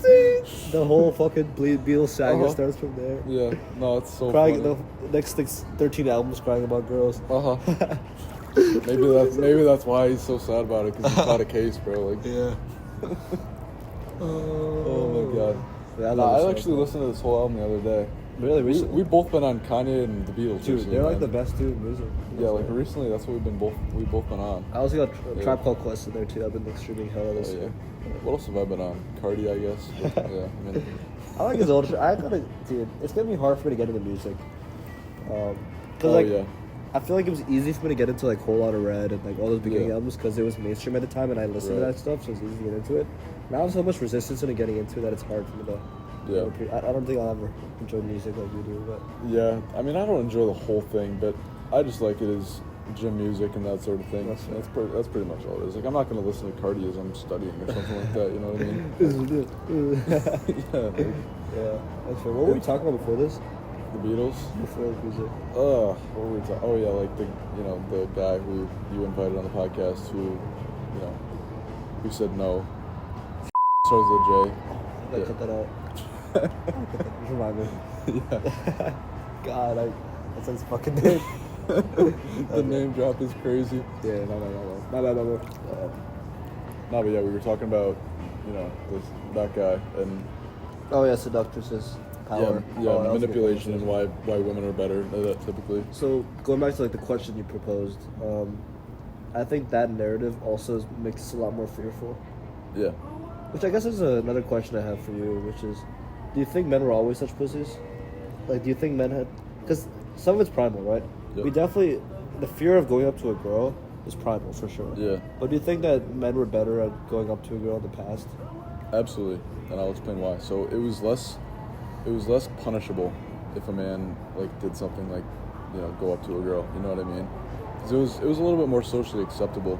Because not only was the online scene it didn't exist, right? So the only way you would do that is by talking to someone in real life, right? So it had to be socially acceptable, right? But I think about in the caveman times, no one's stopping the caveman from approaching the cave woman, right? Or same thing in the 1800s or whatever, right? But there are mechanisms in place now to kind of not necessarily stop guys from doing it, but kind of disincentivize them from doing it, Like we were talking about, the fear of rejection, the rejection rate is typically higher when you're approaching a girl versus a guy, those sort of things. But yeah, I think that's usually what it is I don't necessarily know if men are more pussies now, but if you took a man from the 1960s and conditioned him the way that we've been conditioned, I feel like it'd be the same exact way. You know what I mean? Because we're also in our own kind of circle here. Yeah. Average people are just not doing shit. Yeah. You know what I mean? That's a good point you bring up. I think that social conditioning affects us as humans a lot more than we think. Mm-hmm. So that's a Yeah. great point. I think that dude, I was just thinking, imagine the world without social media. Be a better world, man. I'm not gonna lie. But I couldn't make this content, I guess. So That's I true. guess- I mean, there are pros and cons, absolutely. Yeah. But it opens a lot of doors, but it also closes a lot of other ones. So Yeah. it's you just got to be able to utilize it and adapt, right? That's all it is. Is every time something changes in the world, you got to be able to adapt and utilize that to your best of your ability, right? If you think about AI, for example, you know, you can complain all day about how AI is going to ruin the world or whatever, but at the end of the day, it's here to stay, right? So you got to just adapt and get good at using it, I guess. You know, it's the same thing with when social media was first introduced. It's the same thing with AI now, whatever it may be in the future, right? So I mean, yeah, it's just over time you got to adapt. You got to be, agree. yeah. I mean, society's changed so much, and we can easily argue the pros and cons, but everything has pros and cons. Yeah, you know? 100%. So we can spend the rest of our life arguing about it. That's what but change is. Like, change is just pros and cons and weighing them, right? Change You is know? the only constant. Yeah. Change is true. the only thing that never changes. Yeah, that's true. Yeah, but it's. I feel like a world with no social media but only YouTube would be amazing. Right? I know. Am I asking for too much? And like no shorts. That'd be pretty nice. Oh, yeah. I feel like YouTube is one of them. You know, humanity has incredible inventions, I'm not gonna lie. So I don't want to put YouTube in like the top 10 or anything, but like Yeah. YouTube is one of humanity's most incredible inventions. 100%, man. The amount of like content there that for anybody, for someone who wants to learn how to make chicken, to someone who wants to learn how to set this fucking mic up, it took us an hour and 40 minutes. Yeah. To someone who wants to learn how to cold approach girls. Yep. For someone who wants to learn like calculus, bro. YouTube is one of the most. Well, people just want to talk about random shit for hours. Yeah, like think about this. There are people watching right now who like are interested in this stuff, and like they found it because of YouTube. You know, like they hear us having a conversation because of the platform. I think that's so cool. YouTube is one of the most incredible inventions. And they have so much data on there, it's insane. I know. Like I saw some stat, I can't remember, but how much data they're getting in like all the time. Yeah, like think about all the hours of content on there. It's just insane. The fact that anyone can upload anything at any time, 8 billion people in this world can upload whatever. Yeah, It's like, holy shit. Like out of anything on the internet, YouTube might be one of the coolest things. I can't think of a cooler thing than YouTube. yeah, God. no, for sure. Especially something that doesn't have as many downsides, because like, yes, Instagram and that sort of thing is cool, but like it has a lot of downsides, right? Because nowadays it's like a dating app and that sort of thing, and then I don't know, just can't be on that stuff, man. I don't know. That's why I love YouTube. Like I say, I do no social media, but I guess if you count YouTube, I YouTube do. doesn't count. So I mean, If you do not share a computer and stuff, like you're fine, bro. yeah. Yeah. But honestly, man, I mean, I've been wanting to talk about this for a little while. Like, I've been considering, like, starting some social media stuff because of, like, the content creation. But, like, I honestly don't think it would be a good idea because it's hard to regulate myself in a way with, like, you know, say I were to get Instagram, I'd probably turn it into, like, a dating app type function. Give me an example of, like, what you want to do. So if I were to post, like, similar content to what I post on YouTube, but just, like, you know, it's the same thing, but just on a different platform. I mean, yeah, I don't know, because I feel like I would want to watch some content and stuff, and it's harder to regulate yourself on there, I find, than on YouTube, because with YouTube, there are a lot of, like, Chrome extensions and stuff like that where you can, you know, turn the thumbnails off or whatever, turn the view count off, that sort of thing, but on Instagram, there aren't as many of those, so I don't know. I would say, in my opinion, that's not something you probably have to worry about for like a long time. Yeah, I think at the moment, like you don't have a single video on YouTube, right? right, I yeah, think the first goal should be just like upload as much as you can. yeah, Like just strictly making content. Because honestly, like I think what I learned is that the hard part is making the content. The easy part is creating the Instagram, the social media, and thumbnail. It's Yeah, like it's putting literally it like out there. 99-1. If you Right. think about the 80-20 rule, like Yeah. 99% is just making the content. Uh-huh. So honestly, I would just start making content right now. Yeah. Like just make as much as you can and seeing if you enjoy it. And I'm not saying it's a bad thing. Like social media presence will help you grow a lot. It will Uh-huh. 100% help you grow a lot. But you know, like I'm like a year and a half in, right? And I've been making this content for a while. It took me like 60 episodes to master the art of just like making these podcasts, and that's Yeah. when I started doing YouTube shorts. You know, you can do it much later. right, You know, so yeah, it's definitely a fear, and I agree with you. And when I guess we do come to that point, I think that we can like talk about it in more detail about how to do that effectively. But I guess like the goal right now is just be like start making content, make the first video, make a Yep. couple videos, and then down the road things again your intuition will just like naturally. If Instagram feels right, it'll feel right. You know. Yep. So no, you're right, yeah, it's totally true. And I mean, the reason I feel like I'd want to do that, like, it wouldn't even be for the content, it'd probably be for the attention right now is what I'm thinking about, you know, because I feel like I will get a decent amount of attention, and like, that feels good, you know, like, you naturally crave attention, and I mean, I don't know, I'm not better than that, you know, like, it's a good point. I mean, we're all addicted to it, man. yeah, I mean, yeah, it's just how much you expose yourself to, because if you think about how much attention girls get versus guys, like, it's insane, and no wonder, like, a lot of them have, like, TikTok brain, you know what I mean? Like, for the amount of attention they get. I would probably have it too, I'm not gonna lie. I'd probably be we all have in the it. exact same spot. Think about it, you're constantly getting attention from people who, like, might be interested in you, You know, like that's a crazy thing. Like to, you know what I mean? Like to constantly go throughout your life and feel like people are interested in you. You know, because as a guy, you rarely feel like that unless you have really close guy friends. You know, like if you go through life as a guy, and you're just like living life, you're not really gonna get that many people that you talk to, right? Like just naturally. Yeah. You know what I mean? Like if you don't put yourself out there, you're not gonna get as many people. But if you're a girl, naturally you're going to get more, right? Like, It's true. you know what I mean? In my opinion, just from like talking to people and like what intuitively makes sense to me, Yeah. I think girls want attention as much as guys want sex. Yeah, I mean it's a exchange, right? like It's that an much exchange of craving. value. Yeah, Yeah. I mean the reason guys give attention is to get sex, right? And the reason girls give sex is to get attention. So it's Yeah, like, that's basically it. yeah. I forgot we talked about that. I've seen it somewhere. Some but- motherfucker. But yeah, I mean that's the general sentiment with Red Pill Online is like, you know, that transaction is like what exists, and that's exists since the dawn of human time. You know. I bring that up because I feel like we talk about attention, right? And it's something we all want, but Uh-huh. I think that for guys watching, they might not realize that how much actually girls need it. Yeah. It's like if a guy can't get sex, like he will start fucking his pillow. Right. Like that's how badly we need it. Yeah. If a girl can't have attention, she will like do something that almost seems like she'll cheat on her boyfriend if she wants attention. Just Like if for she needs it, attention. Yeah. like they need it. Yeah, like think about how hard it is for you to like avoid lust and that sort of thing, just like for guys in general. But like, it's the complete opposite for girls and attention, right? You know, like it's so hard for them to avoid that, and I don't necessarily blame them for like going to bars and stuff like that. But that's why the ones who don't, I value even more. You know, because think about a guy who isn't a slave to his sexual urges. It's the same for a girl who doesn't really go out very much. You know, and that's like super respectable in my It's a good opinion. way to think about it. Because there are guys who control their lust, control their emotions, and Yeah. in the same way there are. Because I guess I was thinking like, sure, there's like high quality girls and low quality girls that we can differentiate between. But at the end of the day, like, even if I find a high quality girl, does she want as much attention as everyone else? Like probably. But I guess there are girls who control that. In the Yeah, same she's way just guys better can control controlling it, yeah. It's a spectrum. Because it's not about like, if I think about a guy who's like experiencing lust, right? Like, and he avoids it.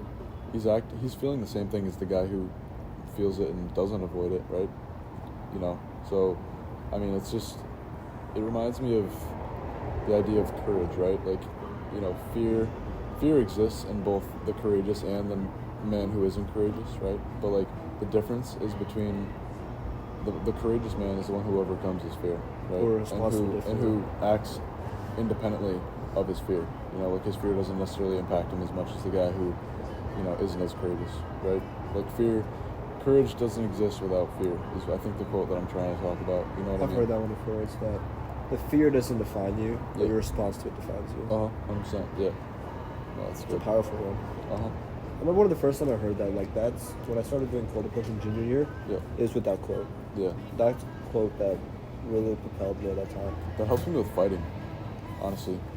Like it was, like, when I would get in the ring before, like when I was sparring, it would really help me to be like, okay, courage doesn't exist without fear. Like you have to, the courageous man is the one who avoids his fear, you know, or not avoids, but overcomes it is a better word. Responds to it with Yeah, fear. yeah, Is more comfortable with it. yeah. I think being comfortable with fear is an amazing thing. Uh-huh. That like, the fear comes and you're like, oh yeah, this is home. Like I know what this feels And like. that's not like an innate thing. That's trained, right? Oh, it's you You know? can't be born with it. Like think about what we're doing now with like all this stuff is like it feels very uncomfortable and we're fearful of it, but it does get better over time, you know, as you get more experience. So like, and that's what confidence is. We've talked about this in the past. Is like confidence is just experience, right? So I mean, yeah, it makes sense. I remember the times where I feel like I'm cold approaching now, but I'm getting back into it now. For like last Uh-huh. week, really, we've been doing this, right? Yeah. But I remember times where I've been deep into it, where I've been like doing it pretty frequently. I remember just like, okay, I'll see a girl and I'll feel the fear, but I'll like immediately like see the fears come. And I'm like, oh yeah, this is what it's supposed to feel like. Yep. I feel like when you get to that mental state, it's hard to describe it, but you'll know what it feels like. Uh-huh. Where it's like the fear comes up, and you're like, oh wait, like this is what it feels like. Let's do it, right? I'm doing Yeah. the right thing, and I think that's the same I'm trying to reach right now. Where it's like I'll feel the fear, I'll do it anyways. Yep. But it's so hard, man. It's only through training. Yeah. Like we all feel fear all day. Like we Dude. all are scared of different things, you know. Yeah, I feel like honestly I've been coping a good bit with the cold approach thing recently.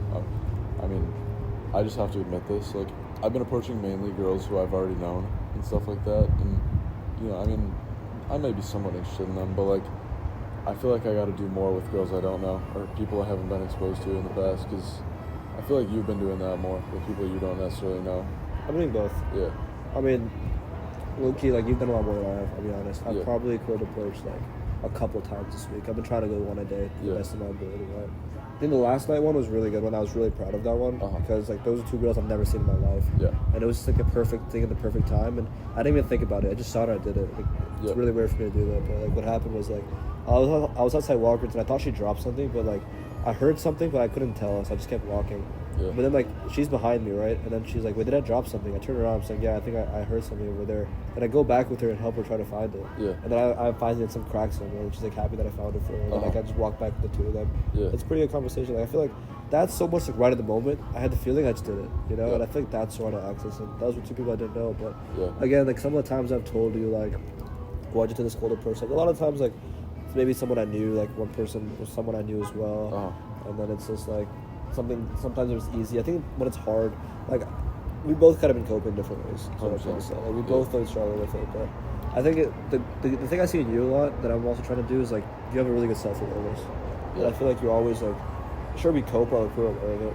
Yeah. But I think as I try to incorporate more of that, if we're just so aware of it, like, even if you're, like, losing, at least you can be aware of it. And we can keep telling each other these things. Yeah, Like, the 'cause fact then you told me that's big. Yeah, because then you can make a change, you know, like if you're aware, you know, because say I was like not really thinking critically about it and I was like, okay, I've approached a decent amount of girls in this past week, which is true, but it's not like my ideal state, and I'm not like trying to be complacent with it, you know, so I'm trying to keep working on it. And so like if I were to just be completely satisfied with it, I wouldn't get nearly as much progress as I plan to get in the future, you know. So, and I mean, I could take it a lot faster if I wanted to. Like, I could easily be like, "Yo, let me grab your number real quick." I've done that before, but we know we can do it, so there's no point, right? Yeah, but I'm not trying to get that reputation also of the guy who just like randomly goes and asks for girls' numbers. You know what I mean?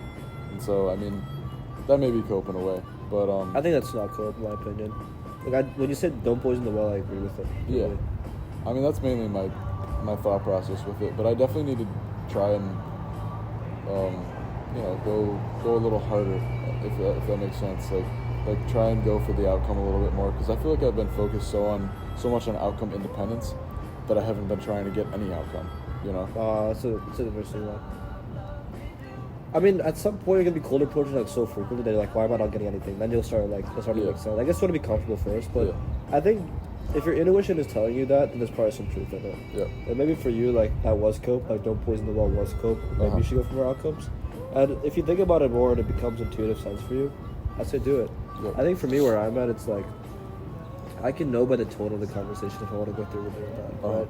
Like, there was a girl I cold approached like 2.5 weeks ago. Yep. And I had a pretty good conversation with her, and it went really well. So I'm like, this is a great opportunity to get someone's number. Yep. So I went and got a number. But since then, I haven't gotten someone's number because I haven't asked anybody. And Yeah, for wait, me, that's the one you were telling me about in your exam. wasn't it? Yeah. Oh, that's good. And you said you haven't seen her since? no, I've seen her once. I said hi to her, but Yes. I mean, I can't just text her out of the blue now. So Right, I mean, I'm just in a volume mindset. I think what you said to me that day when I was telling you about her, it's like, Just talk to more. Yeah. if it's like 2 weeks and you're still thinking about it, like, you're not talking to enough girls. I'm like, Exactly. shit, you're right. I gotta talk to more girls. Yeah. So, you know, I'm just like, you know, just talking to people frequently, and I'll run into some of them more frequently than others. And if I feel like it's a good conversation, I'll go for the number. And from there, we'll make moves based on the situation. I feel like that's what I got to do more of. Is like if the conversation's going really well, which most of the time it does, I should go for the close. You know what I mean? So, yeah. Like yesterday, I could just feel that like, they were friendly with me, but I wasn't like super interested in them in the first place. Like, they were attractive, but like they were like super attractive at the point where like I'm trying to push that. But it was like me practicing, you know, talking to people. But there's definitely times, like at least once a week, you'll feel it. Like maybe you can make that goal for yourself, like once a week and go for a number. Once a week, try and go for a number. Maybe start that's with a great that. thing. Yeah. You know, that's a great idea. And when you see how easy it is and how frequent you get it, you'll probably want to do more than once a week. You know, Oh, for sure. Because I mean, I used to do that exclusively in high school. I'd go to the mall with I don't my think friends. that's good, in my opinion. Yeah. No, it's definitely not good. It's not good to go and exclusively go for the number. It's like, it's fucking cringe, bro. Just like walking around trying to go for numbers. It should be part of your daily life, and that's like And that's what we've been doing. that's the revelation we've been making. Is like, you know, don't go to a specific area just to talk to people. You know, that's weird. Incorporate it in your daily life. Like, be a normal human. And if you're you know? interesting, you'll see them all the time. Yeah. You're doing interesting shit, probably. Exactly. You know? Like, it's only because in high school, the only reason I was doing that is because I was doing nothing else. Start doing something. I would go to the gym and study, and then I wouldn't be going on these crazy adventures and stuff, you know what I mean? Yeah. Like, I wouldn't be going, like, now I go to the IM, I go to the hot tub, I go to the gym every day, like, I'll go eat at Mojo with you, whatever. Plenty of adventures to go on. You know what I mean? Like, I wouldn't go on any adventures, and now I'm doing that more. So it's like, you gotta have more of a life, right? And we've been talking about that. That's the harsh truth, man. Yeah. Uh-huh. Oh, you gotta have a life that people would want to join. Like, why? Like, that's one of the most important things I feel like for girls is like you gotta have a reason for them to join your life, or there has to be something there for them. Because why would they? Think about it logically. Like, why would they pick you? You know, there has to be reasons. You can't just expect it because that's like entitlement. And that's like being entitled to that. No one's entitled to that. You know what I mean? Yeah. So like, there's got to be reasons. You got to provide value. You got to, be in good shape. Take care of yourself. Right? I think everyone is secretly really, really bored. Yeah. I think 95% of people are really bored with life. Yeah. And they secretly really want to go on an adventure. Everyone copes though. And I'm not even talking about girls in this case. Like, 95% of guys, 95% of girls, they all want to go on an adventure, but they're coping and they don't want to, and they're too comfortable. Yeah. If you come in their life and give them an adventure, like, they'll want to come for the ride. They secretly want to. Ever since they were a kid, they want to. Yeah, like if you're an ambitious guy, like people will just want to join your life, And I think about this. This kind of relates to when I was at the gym today. Like I went to the IM, which is not my usual gym. So most people that I saw there, I actually knew a lot of people, honestly, and they would come up to me because I hadn't seen these people for a long time because I haven't gone to the IM for a minute, and they would see me and they're like, "Wow, dude, you look great. Like you've gotten bigger since last time I saw you." And I was like, it feels good, right? Yeah. And they're like, "Yo, we should hit a lift sometime." And I'm like, "Yeah, you didn't say that when I was smaller. Like you didn't want to lift with me when I was smaller." So, Yeah. So I'm like, "Yo," they see like the proof of the fact that I've been putting in more work, or as it relates to what you're saying, like going on more adventures. Like if people can tell that you've been putting in the work or going on more adventures, like they'll naturally be attracted to that because people want to be around people who are valuable, right? So. It reminds me, like, I think Matthew told me something in the hot tub the other day that's like, I think I randomly said, "Yo, I want to like sleep outside Mojo one day, listen to the grass," and he's like, "Bro, you do the craziest shit." And I thought about like, damn, like he's right. Like when I have the urge to do something, I'll probably do it. But that's great though. Like most people don't do that, and I feel like that should be a more frequent thing that people do. And don't get me wrong, I don't do it that frequently, but it's more just a realization that when you do interesting shit, like people want to be part of it. Yeah, but you definitely do it more than most people. I feel like, and that's good. Like I'm trying to be more like that. And that's how you enrich your life, Oh, yeah. Like it just feels good to be doing stuff because you're not meant to just be going to school, going to the gym, and then going home, right? It's boring. Yeah, like honestly, I should have came to like the gymnastics event with you guys because I don't even remember what I did that night. I probably watched a movie while I was here. It's boring. Like I'm not gonna be able to tell my kids that I watched this random movie. I'm gonna be like, "Yo, my buddy fell asleep and it was hilarious." Yeah. It's a good point because I know that I feel like I do that sometimes too. Where it's like I'll say no to someone when it's like maybe because it's like uncomfortable, and we all struggle with it. I mean, maybe I do it more, and I've not always been that way. I think it's more recent for me too. Like definitely the last couple of months I've started doing it more. Really since I started the podcast, I feel like. Yeah. But I think it all goes back to the urge, which might have to be the title of today's episode. Like when you feel the urge to do it, logic doesn't matter anymore. Like I just feel the urge to like talk about podcast in a hot tub, so I just do it. Yeah. And we somehow figure out how to get all this shit set up. Right? Like who does that shit? I've seen with you, like a lot of your best ideas come when you don't think as much. And I'm sure you've seen the same in me. Like it's crazy. Like we gotta structure our life around this idea, man. But that's a problem. The structure is the problem. The structure is what fucks us. The structure should be the lack of structure. Exactly. You know what I mean? We always want to find a structure though. Like the urge is low-key a structure too, even though it's built on like intuition. Yeah, that's the problem with men, No, it's true, man. Look, I'd rather you should probably sit this way, just in case. No, but like I feel like we gotta sit for a minute and just like appreciate how much progress we've actually made. Because like we've talked somewhat pessimistically. Like we've obviously been pretty real on this podcast, but like we're so pessimistic all the time, like about things. Like, yo, I need to do this better. I need to do this better. We rarely take time to like be like, yo, I'm really doing good in this. But Charlie, tell me 10 things you're proud about 2025. 10 things I'm proud about in 2025. Ooh. I mean, can I do like a little just this school year? Because I feel like there's more stuff. Okay, honestly. then I'm turning my brain off. I'm not trying to come up with reasons, so I'm gonna come right off the bat. Yeah, so I feel like this is great, like impromptu. Let's go back and forth. Okay, so let's go from like most important to least important. Whatever I feel comes to mind first, I guess. Okay, yeah. So what comes to mind for me immediately is my boxing match. Like that's definitely the craziest thing I've ever done, and I'm so happy I did it this year. Yeah. Like yeah. Okay. First thing I'm proud about is building this friend group with like you, Charlie, and John. Yeah. That's the thing I'm most proud about. Yeah. No, that's a great one, man. Number two. I think the next one for me is honestly coming on this podcast and the last one we did, because I've always wanted to do something like that, and we made it happen. So I'm super grateful for that. Amazing. Number two would be just seeing the quality of this podcast. That's more been in 2025 because it was not like good in fall term, and like I've really spent a lot of time getting people's advice, and like I feel like even when I got people's advice, I immediately cope with be like, oh, that's too hard, oh, I can't do that. But then I really push myself and be like, why can't I find a better studio? Yeah. Why can't I fix the audio? Why can't I fix the cameras? Yeah. My dad is literally offering to buy me stuff. Right. Why don't I lean into that? I'm making excuses in my head. Oh, it's too expensive. My dad's literally buying it. Why am I making that excuse? Right. And I think when I realized that, I just said, fuck it, let's go all in. Mm-hmm. And I think the quality of the podcast now is super high quality. It's incredible, So- man. Honestly, like even since I was on last, like the amount of things that you've done is just insane, and it's like really, really inspiring to see. Because you're like, you approach the podcast like the rest of your life. You're constantly trying to improve it, and I respect that a lot. Thank you, man. I appreciate it. Yeah. So Number three. the next thing for me, I think, would be my relationship with both my mom and my brother. Has gotten like really good. Like I feel it was worse when I was younger. No, it was never bad. Like I was always pretty close with my mom, not necessarily my brother, but yeah, if I can say number three, my relationship with my brother has probably been the best thing that's happened this year. Like even on top of the boxing match and the podcast, like that's definitely been the best thing. I've gotten so close to him. He's 16 now, and like it really makes me so happy to see him working on himself the same way that I am, you know, because I'll share the lessons that I've learned with him, and you know, it's super like inspiring to see him working on himself the same way that I am, and even from a younger age than when I started, you know, and I feel like he's becoming like a man of value himself, and I really love that about him, and I'm excited to see like what my future with him involves, you know. It's a great one, man. I think it's an important one. Yeah. Really happy for that. The third one for me,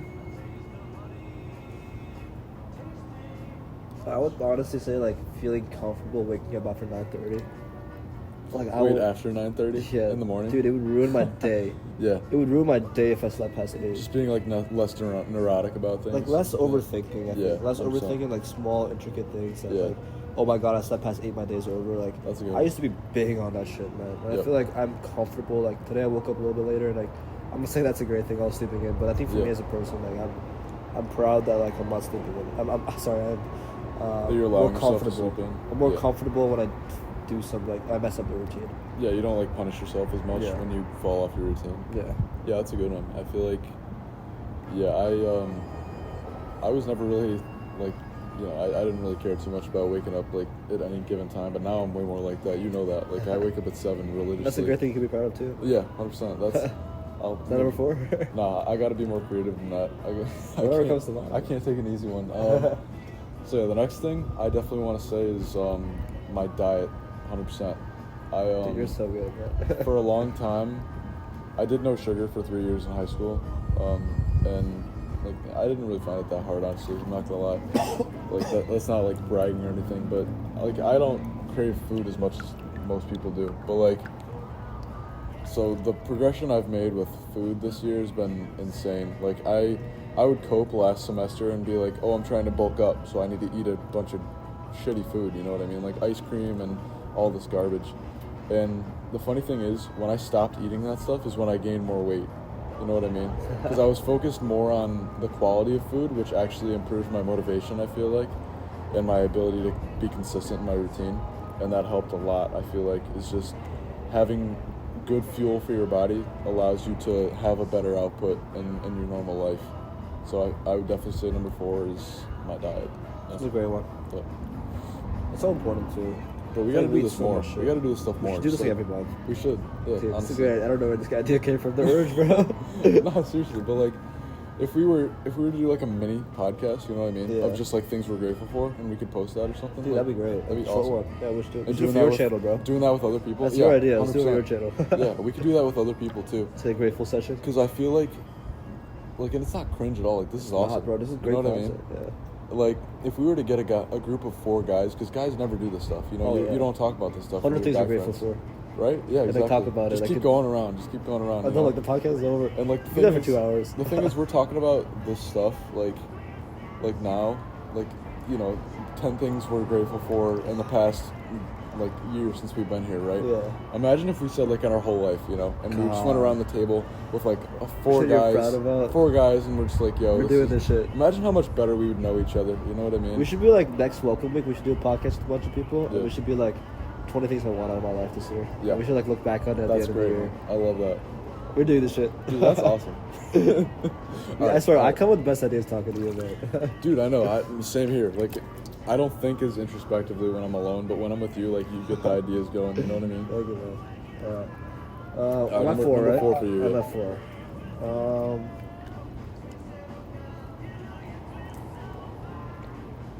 I would honestly say just like increasing the volume of like talking to girls. Yep. I think that I did it a little bit junior year, but I did it for the wrong reason. You know, senior year, I low-key coped the whole year, big cope. Not Yep. talking to the girl the whole year. It was bad. So I kind of came into welcome week telling myself I'm going to talk to as many girls as possible. And I think I went too extreme welcome week, and then I'm kind of tapering it down. But Yeah. I think my goal was to just make it a part of life. And I've probably cold approached like a lot of girls this year. Right? Yep. I've probably maybe like 30 to 50 That's great. good approaches, and Yeah. then like actually a good, solid conversations with a lot of them, and you know how many snaps and numbers I got was probably a lot. And I guess I'm not where I thought I'd be. I thought I would have had success by now, which you know I guess it's unpredictable in a way. I feel like I've done my job on this end, and I feel like having you as my coach, Yeah. we're gonna keep elevating that. But I mean, No, I'm for happy sure. with the input I put in. I'm happy with. I've definitely done things I've never done before. I've barely talked to girls in high school, so definitely like, you know, hanging out with girls one on one. You know, increasing my volume on that. I'm definitely proud of where I am now with that. Uh-huh. But yeah, I'm excited to see how we'll continue to go in sophomore year. But I am Dude, proud of it. For That's sure. a great spot to be in, though. I'm not gonna lie. Like, yes, you may want a little bit more outcome now, but think about that. Like, how much you've changed just recently, right? Like, even within the past week, month. Honestly, yeah. You know, like, think about all that progress, and that's gonna compound over time. You know, like, the fact that you're not getting the results you may want right now is a great thing. Like, you may not think it's a great thing, but you know deep down, like, that is good because it's gonna keep forcing you to keep going, right? And we talked about this the other day with, like, you know, say we were born like super tall or whatever, we wouldn't have as much of a desire to like work really hard, you know? Yeah. And it's the same thing. Like, you know, if you're getting good results, you're gonna be a little bit more complacent. So, yeah, and I mean that's probably why I'm not so focused on like really getting the numbers, just because I've had girlfriends in the past and like I've done all that stuff. So I'm not really focused as much on that. And my life is fantastic right now without a girl. You know, like if I had a really good girl, obviously that would elevate my life so much. But I am a bit complacent, I'm not gonna lie. And so like I've been talking about that, like with you know, trying to go for more numbers and that sort of thing. So I definitely got to do that. But that was a great one, man. I really like that. We'll do it together. Yeah. Just, you know, I sometimes get in my head and be like, wow, I've been doing this for years and got no outcome, and I'll overthink it. But I think not having it and still sticking with it for a long time, Uh-huh. I think that builds strength. I think you're 100% right. Yeah, you're So, persevering. It's fantastic. we'll keep going. And I have higher expectations now with Coach Copeland, so Oh yeah. Yeah, no. we'll see. No, we'll get you right and within a year, I guarantee you, bro. 125. Yep, no, it'll be good. All right, number 5 for you. Okay, 5 for me. Let's think. So, what have I said so far? Boxing match, my brother, Yeah. diet, and then the podcast, right? So Yeah. Okay, that's 4 things. It's a 5, 5th thing you're proud about. That's a good question, man.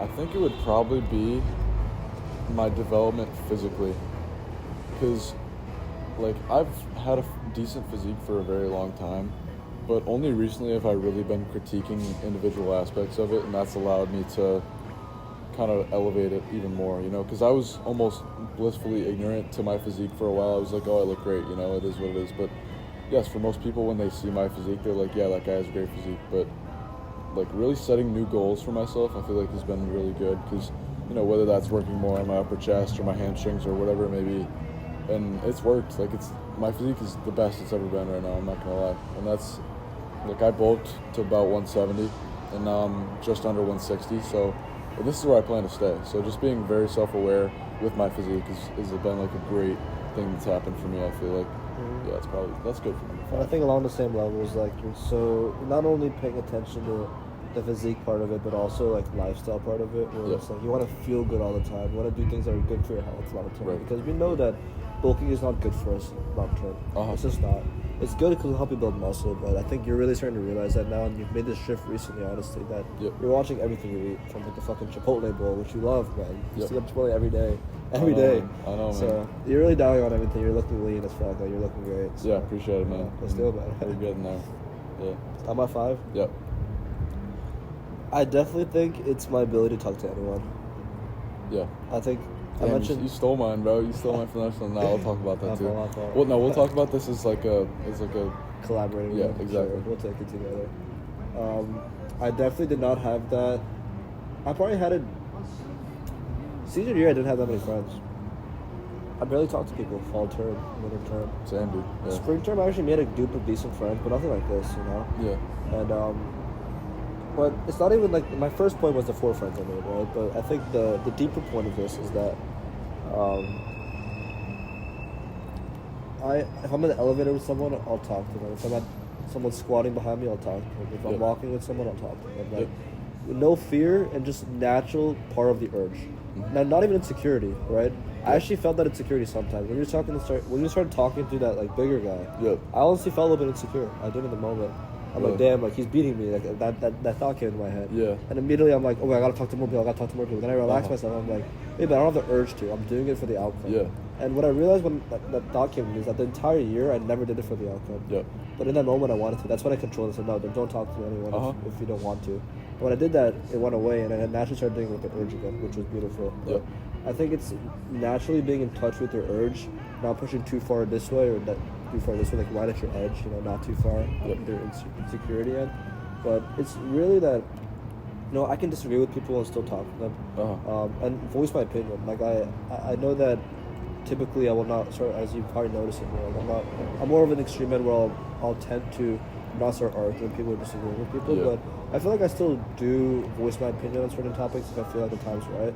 But I think I love my ability to genuinely listen to everyone's worldview and like understand it fully before critiquing it, because I feel like I do that with anyone, you know, because I just think that everyone has a life that I've never lived, you know, whether it's the guy who's rushing a frat or the guy who's like jacked in the gym. Like everyone has a life I've never lived. Like when you're boxing, like I've never went boxing, but my friends on the swimming team, like I've never been swimming. So I think that curiosity in me just drives me to just sit down and listen to everything they have to say, because I'm like, what is your world like?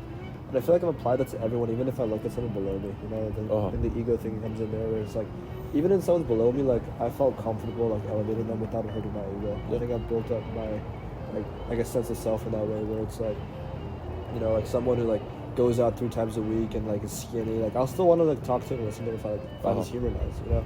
It's like I genuinely want to see how everyone sees the world, and I think I've developed the skill to talk to anyone, which I honestly didn't have before Michigan. So I think for 5 for me, I figured it out. No, that's a great one.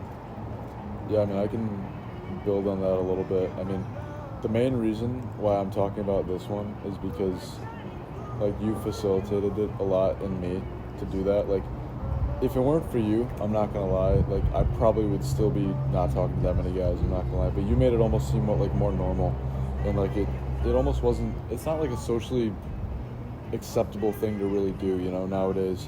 You know, but we're making it more mainstream, I feel like, you know, which is good. Hopefully. Yeah, like single-handedly making talking to people great again. You know what I mean? And it's really good, man. Like I think this is how humans are supposed to be. Like make life great again. Yeah, we're used to just being online all the time and stuff, and that's like become even more prevalent nowadays. Like we're kind of going back and not regressing in a way, but like we're progressing while regressing in a way. You know what I mean? Well, how are we regressing, sorry? By like going away from the social media and that sort of thing. Yeah. Like, because you know, it is a tool, like we've talked about, but we're regressing back to our more like primitive ways, you know. I mean, that's mainly what I think about. But yeah, that's my number 6. Social life. Yep, exactly. Number 6 for me. Dude, this is a good song. I fucking love this song. What? This is the Beatles is over, I think. Yeah, it is. But this is a good one. Hold Play on. this and queue up like Yeah, I'll cue Bob Marley after this. either Bob Marley or Jimi Hendrix. I wouldn't mind Jimi Hendrix too. I'll do Bob Marley. Okay. I like Do- Jimi Hendrix, but like. Do I like don't- Legend. Okay. Legend compilation. That's a really good one. That's all my favorite songs are on there. Yeah. I'm on number 6, right? Yep. I think my number 6 would be like increasing my ability to talk on topics I'm not comfortable in. And this is more for the podcast, obviously, but Yeah. you know, increasing my knowledge in many areas of life. Because I feel like before, if you look at my first like 40 episodes, they're all like self-improvement, like all that health, all this shit. Yep. I feel like I realized later on that like to increase my podcast quality, I should be able to talk to all kinds of people, and that means I need to expand my worldview. Yeah. So I definitely started learning more about politics. I started learning more about a variety of different topics, you know, like the social scene and all those kind of things, so that I Yeah. have more of an ability. I think politics is probably the biggest fear I delved into, Yep. because I was really against it before. But I think realizing the power of conversations and the power of like understanding people's ideas and the quality of the podcast, I started like intentionally learning more about topics. Yeah. Anything I felt curious about, like what's happening with politics right now. Like I didn't know shit about politics till November. Now I feel like I know a lot. Yeah. And with conversation with you, I've learned a lot. That's So great. I definitely increased my worldview in that way. And I learned about like when there's a topic I find interesting, I'll just read about it. Whether it's so niche as like semiconductors in Taiwan, like I'll read about almost anything now. Yep. And I feel like that's increased my worldview, and in turn has increased the quality of the podcast from the top about things. So that's my number 6. Yeah. No, that's a really good one, and that kind of reminds me of Joe Rogan in a way, bro. Like, you know, think about how much knowledge that guy has. I'd say more than almost anyone in the world. I would say so. You know, because think about how many conversations he's had. What is it in the 2,300. Like, how much? On the dot, 2,300. 2,300. I know that because 2 days ago I saw 2,299. I'm like 2,300 is probably like losing Dude. the day. So just like comprehend that, bro. Like, he's had 2,300 like 3-4 hour long conversations with people. You know, like think about how much that can change you as a person. You know, like, bro. Imagine him before he started all that compared to now. I'd love to talk to the man. I'm not gonna lie. Dude, Like, I'm dreaming I can get a Joe Rogan one day. yeah, man, that'd be awesome. We should both try to get on one day. That's my life goal. That would be so sweet. But bro, honestly, it would be me interviewing him the whole time. I'm not gonna lie. Yeah, I want to learn about him so much. I'd be like, yo. And he's down for that. Yeah, 100%, man. I feel like we haven't seen that much about like his life, you know. Like I'd love to learn more about what got him into that sort of thing, you know. 'Cause his story is pretty super interesting too. Oh, yeah. All right, we're getting off topic. Let me go back to Are we on number 7? Joe Rogan plays. 7? Yeah, seriously. Number 7. Okay, number 7. This is a good one actually. My mentality towards school. So, I mean, we haven't really talked Dude, about that's a this. good. I should take that one. We haven't talked about this too much at all. Yeah. So, last year, we really have not talked about this at all. So my mentality last year was, if it's a class that's not relevant to my major, I hate it. I'm not going to do work for it as much. You know, it's so stupid, bro. Like for Math 115, for example, like I did so bad in that class purely because I didn't care, and I thought that was a good justification for not doing well. It's because I didn't care. It's like, bro, you're such an idiot. Like, why the hell are you saying that you don't care? And so, like, it was almost excusing the bad grade because it's not relevant to my major. Well, that may be true. It's totally true, right? That it's not relevant to my future. I don't need to be doing calc if I'm, you know, correcting people's posture, right? That's totally true. But, like we were talking about with the purpose of college, like, it's to learn and, like, teach yourself how to learn hard topics, right? And I didn't understand that at the time. And so, like, my mentality has totally changed approaching school. Like, if I have a reading for a class that I hate to do, like, I'm going to do it because I'm here to learn and I'm paying for these classes, right? Like, you gotta maximize your situation. And I wasn't being congruent with that idea last year. Like, I wasn't maximizing my situation, if I'm being totally honest with myself, you know? So, yeah, number 7, definitely working harder and smarter in school, 100%. That's a good one, man. I mean, like, I can feel like I can relate to that in many ways.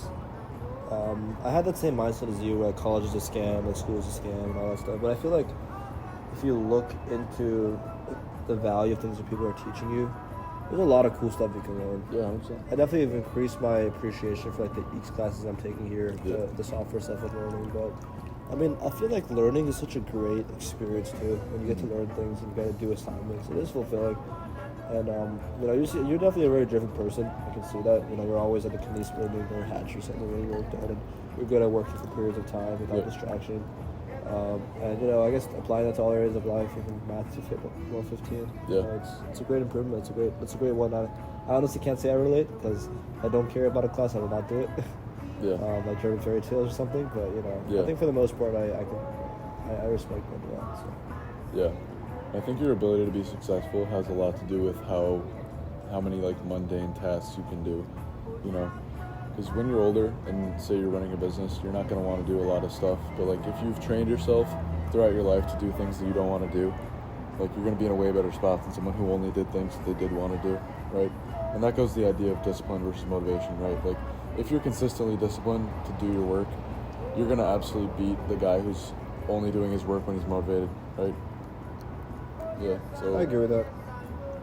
I guess the shift I've had now is like, there's always a way to make yourself love it, but the caveat that discipline is necessary. Like some people are so undisciplined that they will literally lose their love for it immediately, or just or so addicted to TikTok or something they'll stop doing it. I agree with you, discipline's important, but just to push back, I feel like sometimes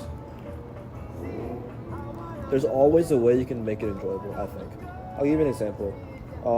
I'm working a job this summer, and to work the job, I was given these courses I have to take to learn how to use Microsoft Power Platform, which is a suite of different apps that this company uses to design business solutions for other companies. Yeah. So it has things like Power Automate, Power BI, which basically builds an app that can be used inside of a business to automate their operations. Like for example, we can build like a whole interface that solves for client onboarding. So if there's a whole like a real estate company that's working with different clients, we can build an entire app that they can use very simply to log all the data there, connect to a Dataverse, and connect to the different apps so that it's really convenient and easy for them to log that kind of stuff, right? Oh, that's interesting. And it took me a lot of discipline to do that work. It took me a lot of discipline, and I was extremely undisciplined about it. Since I have no timeline in front of me, I would procrastinate on it. I would push it back. I would do it for like 20 minutes, fall asleep, like say fuck this shit. I'm not about that with my schoolwork. Like I'm pretty good with taking care of my schoolwork, but the courses were so boring. I'd have to read and read and read, not do anything. I feel like I'm forgetting anything. I'm bad at taking notes. I'm like, bro, this sucks. And I kept telling myself, you have to be disciplined. You have to get it done. You have to be disciplined. You have to get it done. I pushed through it. I pushed through it.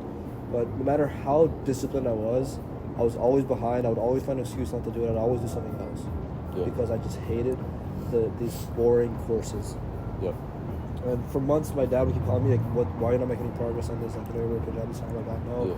But then one day it hit me that I realized why I don't enjoy it.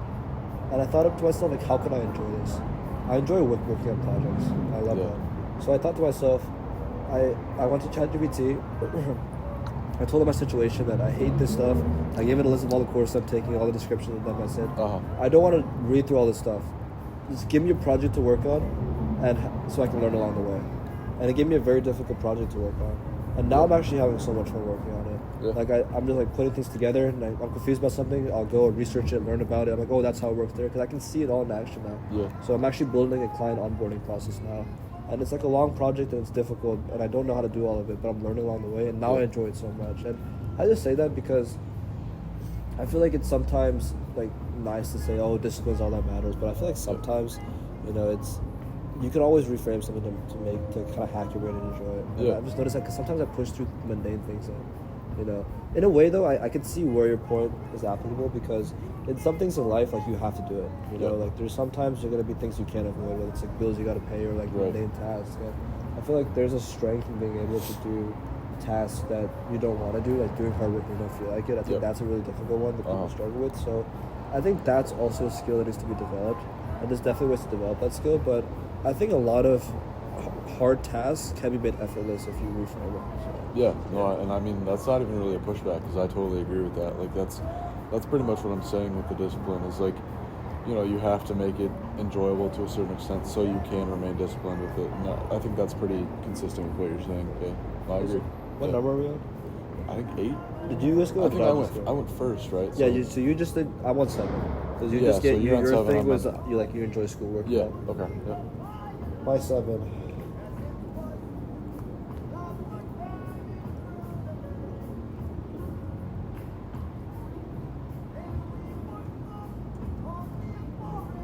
It's hard to think about it. I'll come up with something. Give me time. No rush. Only getting wrinklier by the second. Oh, yeah, this is a good one. My seventh, yeah, honestly, bro.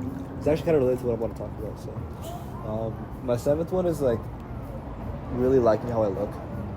Dude. And that's been a big one for me because I've never really liked how I looked. Yep. Even like when I was early on as a child, Yeah. I always had the attitude that I was the shortest one, the skinniest one. I've always Yeah. been like a twig my whole life. Yeah. Through high school, I had that identity. I didn't really think about what I dressed like. I just wore whatever, felt whatever. I didn't care about if the clothes fit me. I didn't care about how the clothes looked. Yeah. I just wore whatever. My hair, I just let it grow out. I didn't even care about cutting it. I had long hair, but it wasn't because I intentionally wanted long hair. It's Right. because Just I was 'cause so you scared to didn't cut it. Yeah. Because I remember when I had short hair, I hated the way my hair looked. So I just let it grow. And it looked worse without it. And I'm like, I don't want to cut it back because I don't like how I look Yeah. with short hair. I hated my glasses. I hated a lot of how I looked. So because of that, I'd kind of ignore it and push it back. Yeah. And just think that I don't have control over it. I'm just going to focus on what I do have control over it. Just don't look in the mirror, just whatever. Yeah. And I think that slowly changed with time. When I got my haircut sophomore year, after I got rid of all that long hair, I'm like, oh wait, it's not that bad. I look Yeah. kind of good. Uh-huh. But I still had that identity. Then I got new glasses, and I was like, okay, this is only better. Yeah. And I kind of shifted the mindset where I can control how I look. Yeah. And then I got rid of the glasses, and I was set. Like, I feel like this is the first time where I think a lot of things came together where I'm happier with my physique now. I'm not a twig anymore. Definitely when I bulked up to 140, that's 40 pounds of muscle. Like I'm happy with my physique. Yep. Definitely want to get bigger, but right now that's not my main focus. My main focus is powerlifting. And there will be a stage where I'm going to start bulking hard again. Yep. Get to 150, get to 160 before I'll get to about a weight I'm happy with and probably stay lean and focus on other things. But I definitely want that initial push to get to a size I'm happy with. But I'm happy. I'm glad to hear you say that because, like, I definitely think you have room to get bigger. But, like, and I'm also glad to hear you say, like, you want to eventually get lean and then maintain that because I feel like that's where I am right now. So, what were you saying? No, it's important because I think that some people, as you were saying before, just want to keep bulking. But Yeah. I think that shouldn't be the end goal. Right. The male gaze is being jacked. The female gaze is nice and lean. Yeah, being lean. And I feel like the way you got to do it is balance it, like You're perfect right Get now. pretty big. Yeah, I feel like I'm in a really good spot, honestly. And as I get even leaner, it's going to be better because, girls like lean, guys like lean and big. So I'll still be big enough to the point where, guys respect it, but, it's going to be a lot more attention from girls. So For sure. And, girls do not like the fluffy look, man. I'm not gonna Yeah, lie. I realize the, that talking to you. the fluffy bodybuilder And look. we all think they like it.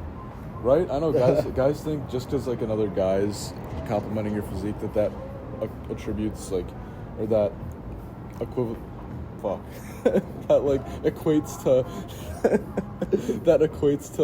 2 hours female of- gaze, you know what I mean? Yeah. So, yeah, dude, I was on such a good roll too, like I was flowing and then. Dude, W speaker turned into a shit show. No, seriously, but yeah, that the male gaze doesn't necessarily equate to the female gaze, and I feel like we're slowly discovering important, that. That's the revelation I made recently. Is like, You put me on that shit. it's like, damn, man, like being a big fat ass bodybuilder like isn't gonna get you a bunch of girls. It's gonna That's get you good. compliments from guys, and you're gonna be strong, right? But like, It's not as approachable. no, it's more scary. no girl wants like a scary, big, fluffy bodybuilder. You know what I mean? Yeah, I Like, agree with you.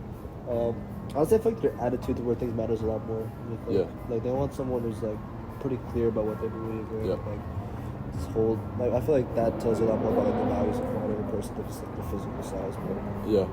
going back to the point 7 I made, I'm happy with my physique now. I'm happy with how I dress now. I wear well-fitted clothes. I wear simple clothes that I like, how I look in. I got rid of my glasses and I like my face shape now. Yeah, man. I like my hair like that. I think it's the first time in my life where I can look in the mirror and like who I see looking back. Yeah, dude. And it was this school year where I developed. I did not have that a single day in high school, Uh-huh. so that's definitely my number 7. And the thing is, like, you can continue doing that, you know what I mean?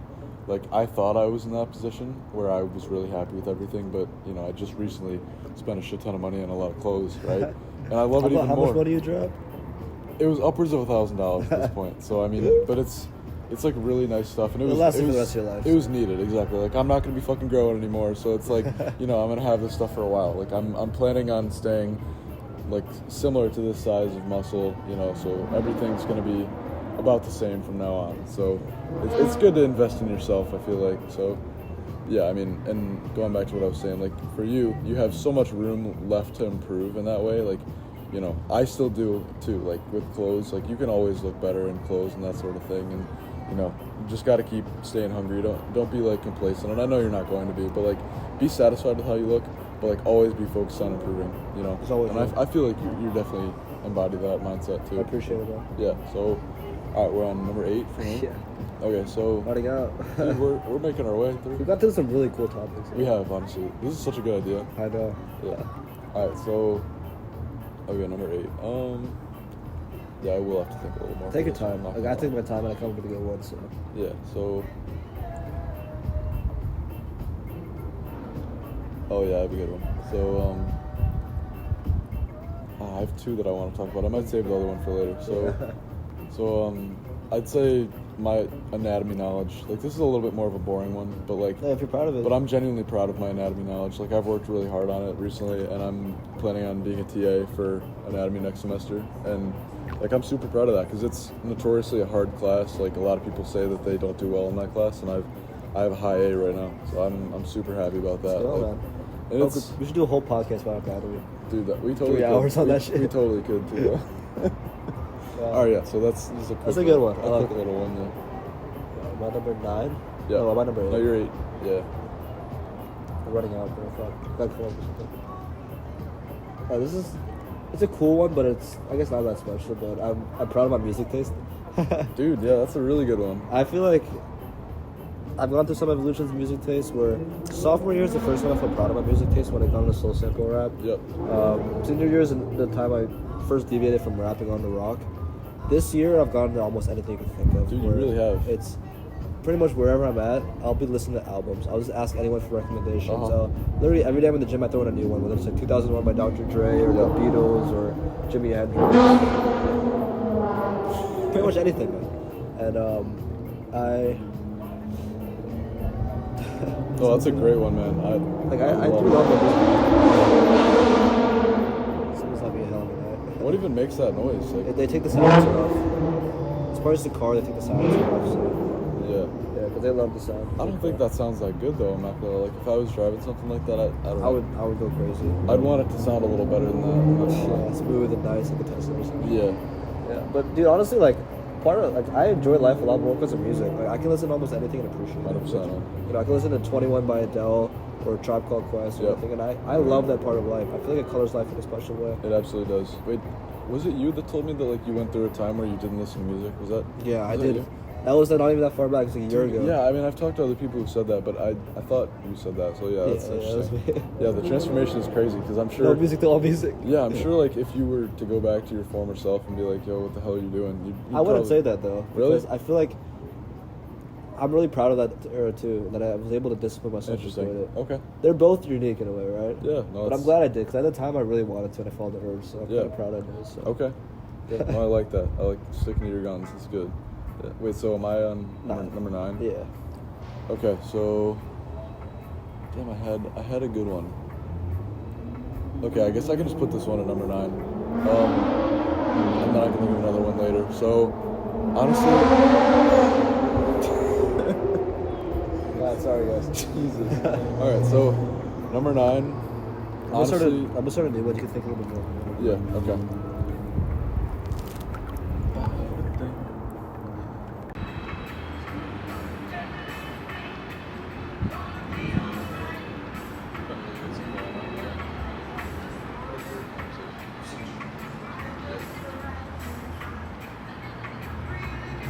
I wasn't in much of a flow in the beginning, now I'm like really going.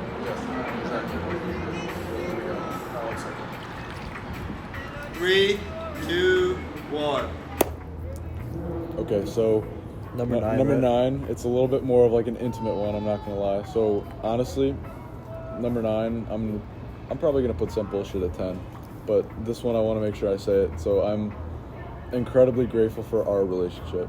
Like, I think that's probably one of the most important things on this list. Is like, I've never had like a close friend where we understand each other so much as what I have with you right now, and I feel like it's at an early stage right now. It's just gonna continue getting better. You know I what swear he's mean? going up and down the block. Huh? I swear he's going up and down the block. Yeah, he really is. Bro's trying to flex it. What time is it? Fucking 10? Already? No, it's 9. Okay. That's It's 9, That's bro? not that late. Yeah, we've been going about 2 hours, right? Yeah, that's true. But yeah, number 9 is our relationship. I feel like it's been a great thing that has added a lot of value to my life. So yeah, I agree. I mean, I've never seen something like this. yeah, It's really special. I think to have like a good friendship, I thought I've had it with a lot of people, but yeah, there's always something that lacked. I've never had it all in one, you know, where, you know, you exist on the same wavelength. You agree on a lot of stuff, but are comfortable to push back at each other and push each 100%. other. You're just totally upfront with each other, where you tell me what I need to hear, I tell you what you need to hear, and it only builds us more. It doesn't like, Yeah. I feel like a lot of friendships, when people tell each other, like, when they start to go to the next stage where they feel like they can be more open with each other, they say something. yeah. Sometimes people get hurt and it kills friendships too. I feel like that's never happened to us. I don't think it ever will. No. And you know, same humor, same goals in life, same lifestyle. Yep. And enough differences, but enough differences that help us both grow as people. Right. Like you help bringing things to my eyes that I should be living like this, and me bringing things to your eyes, you should be living like this. And Yep. I think it's special. Right? I honestly, like, I've never had someone I can talk to for as many hours as I can with you. Yeah. No, We for could just sure. go for forever. We text each other all day. Yep.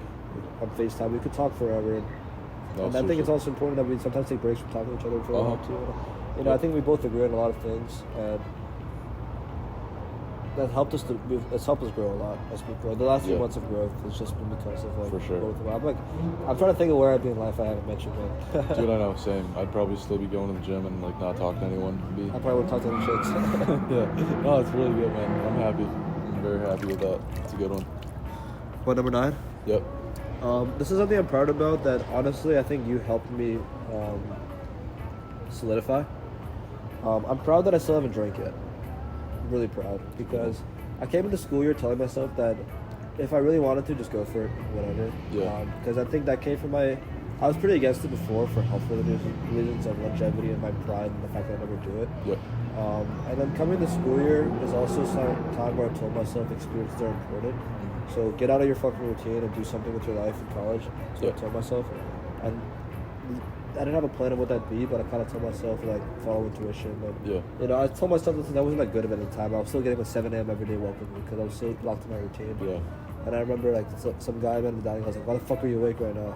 You're not going out welcome week? I'm like, what's welcome week? I'm like, bro, like, I try to follow my intuition. Did you actually not know like what welcome week was? Dude, I have a funny story for that. So there was this girl last year because I'm like the first like kid in my family to go to college. Like I'm the oldest of all my cousins and everything. And so there was this girl who was like, "Oh yeah, I'm going to Pike later." I was like, "What the fuck is Pike, bro?" I genuinely didn't know what that was. I kept asking her. I was like, "Where are you going again?" It was it was so funny. I was like, "Are you going fishing or what?" I had no idea that, like, everyone comes here and just goes out every single day for Yeah. a week. I didn't know that was a thing. No, I didn't really do much partying in high school. I would go to a house party here and there, but like Oh, shit, I was in high school? no, it Oh. was last year. Oh, But okay, like, I was like, oh, but I was okay, saying yeah. like I would go to a few house parties in high school, but like nothing like what is here. You Yeah, know, it's a whole So, different level, but you learn really fast and then you Yeah. not ever tell anybody. Like I said, still the bro. How No, stupid but- you once were, but no, exactly.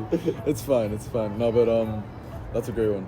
Not drinking. I mean, I would say that too, but I mean, for me, it's more ingrained in my identity already, and like I don't, you know, I've never even really considered it. So I mean, I feel like it's good that I've like kind of inspired you to not go down that route in a way. You know? I think I realized that I thought about my intentions behind it. The really only intention is like for girls. That Yep. obviously end goal is to have like a great relationship. Yeah.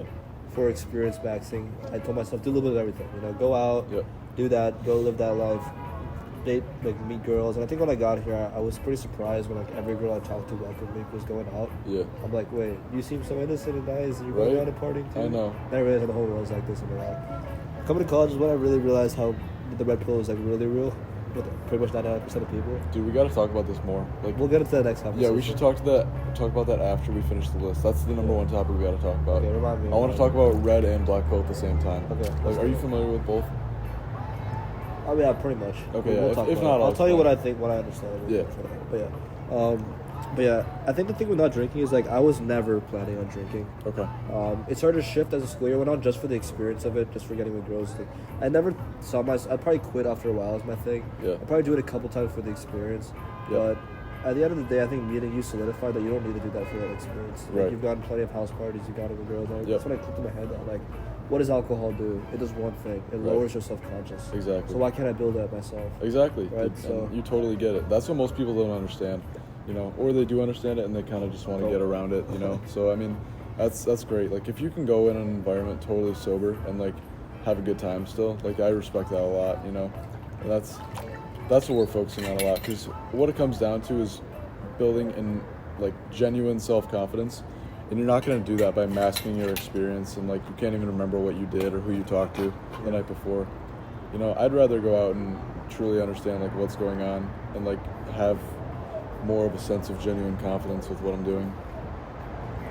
The more I'm thinking about it, like we could have easily set up a Yeti bike here That's true. next time. Yeah. Actually, It's we'll see fine. boys. The setup looks good. Like Yeah, it's we'll, fine. we'll roll with it. Yeah. But yeah, that's number 9, right? Yeah. So 10 for me. Time for yeah. Okay.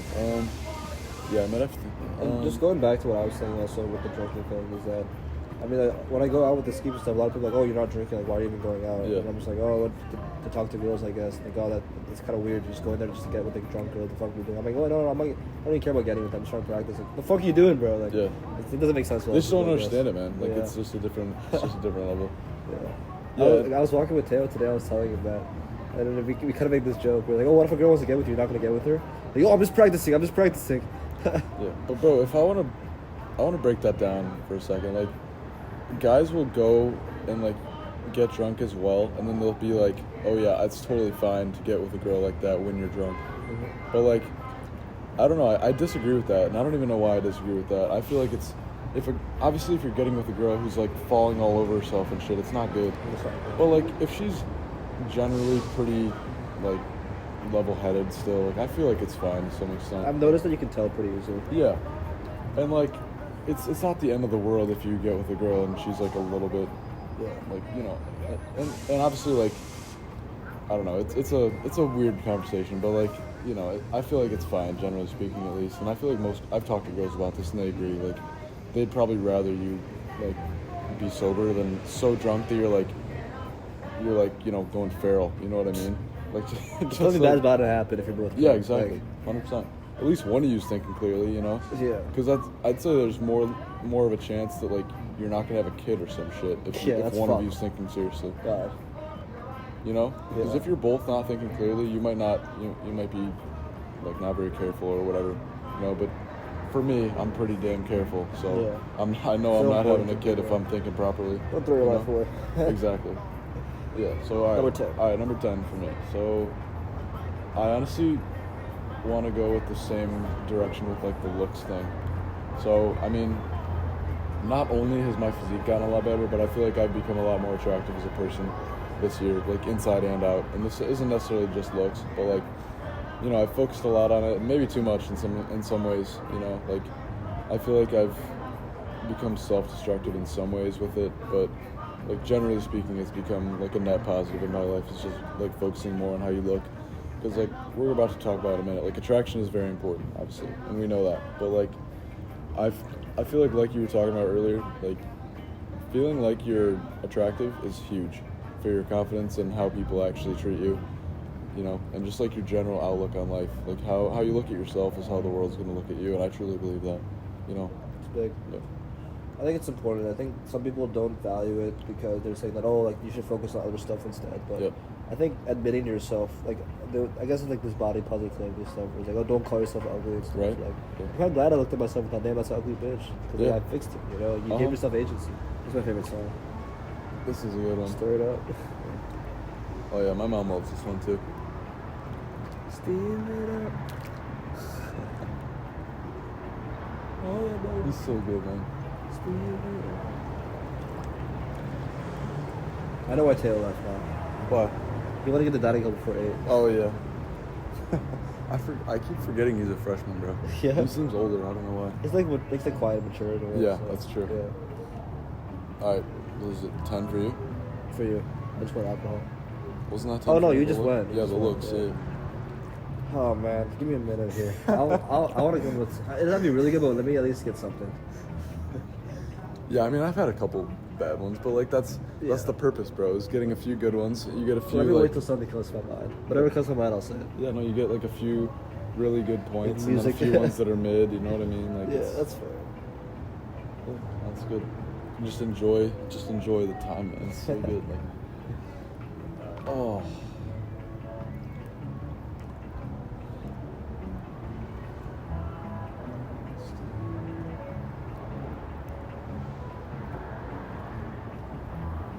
Bro, you notice those people never came back? Who? Like the guys earlier? Yeah, I'm glad, bro. Like, nah, they're not gonna be done for hours. This is like ideal, man. Like honestly, this setup. Like, it's We been should put good. this up even when we're not recording, so people won't come. Yeah. Exactly. No, just set up the camera and the mic, so we're left alone. Yeah. But I'm actually happy that no one has came really. Like 'cause we have it all to ourselves. Like it's good. Do they make noise as well if they Yeah, want to come in? So exactly. it would be picked up by the audio. Yeah.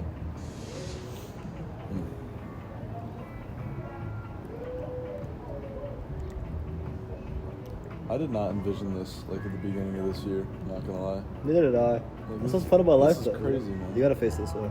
Yeah. I just want to make sure it sounds good. So, Very good. dude, we came a long way. I I would know. never imagine any of this shit, man. No, it's insane. It's all from following your intuition. Yeah, which was right. Yep, exactly.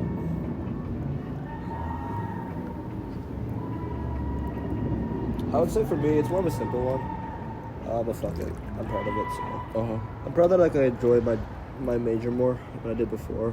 I Yeah. don't look at it as like nerdy software stuff. Like I enjoy it. I enjoy problem solving. I can delve into it and enjoy software engineering and I enjoy working on these projects. Like I Yeah. genuinely fulfill when I work on it and put time into it for like periods of time. So it's a lot of fucking racers on Saturday night. Oh, seriously. But I'm proud that I enjoy my major. I'm proud that it's fulfilling to me and I can put time into it. Instead of getting in this like stupid high school mindset, like entrepreneurship is everything. Yeah. Make money online. Like, dude, it's like everything's like fine in life. Yeah. No, that's a good one. I like that, dude. That was a great list. Dude, I want to watch that back and I'm gonna put that together. yeah, Yeah. it's like a section. Like you could totally do that. I'll make that like, It's as a clip. Yeah. Yeah. That'd be a pretty long clip though. That was like 30 No, minutes. clips are usually like 5 to 10 minutes. Okay. But that was low-key probably 30 minutes, right? Yeah, But 100%. if it's a 3-hour podcast, it's 30 minutes. Right. No, that was good. That was really good. I need to watch that back and be like, yeah. You've probably never done anything like that before, right? No, especially not with people. Like I've journaled about stuff like Yeah, that. I've journaled about it. But like, I've never vocalized that to someone else, and that's pretty good. But it's good. Like, Yeah. I think it's good to say it out loud. Yeah. And imagine hearing like what people you talk to frequently, but like you don't know them too well. Imagine thinking about like that, you know? Like if I got a bunch of my friends and you got a bunch of your friends, we all came and did that. Yeah. Like that level of support like doesn't exist, man. Like nobody has that. Dude, this is so special. I think I texted you this like the day I was at Chipotle with my family. I think I was just texting about something, and you were talking about the great gratitude you have for the friendships you build here. Yeah. I was saying that, you know, like 99% of people never experience this. Yeah. No, I know. Most people don't experience this. Man. It's insane. It's man. rare. Yeah. So it's really something to be grateful for that. Yeah. Just have so many guys in the group of us existing on the same wavelength, Yeah. able to say whatever we want on filter. Yeah. Man. No, for sure. Imagine we had like a group of 5 guys or something and we recorded it like a whole like session of talking about like 10 things we're grateful for. Like, Yeah. like that's so crazy, man.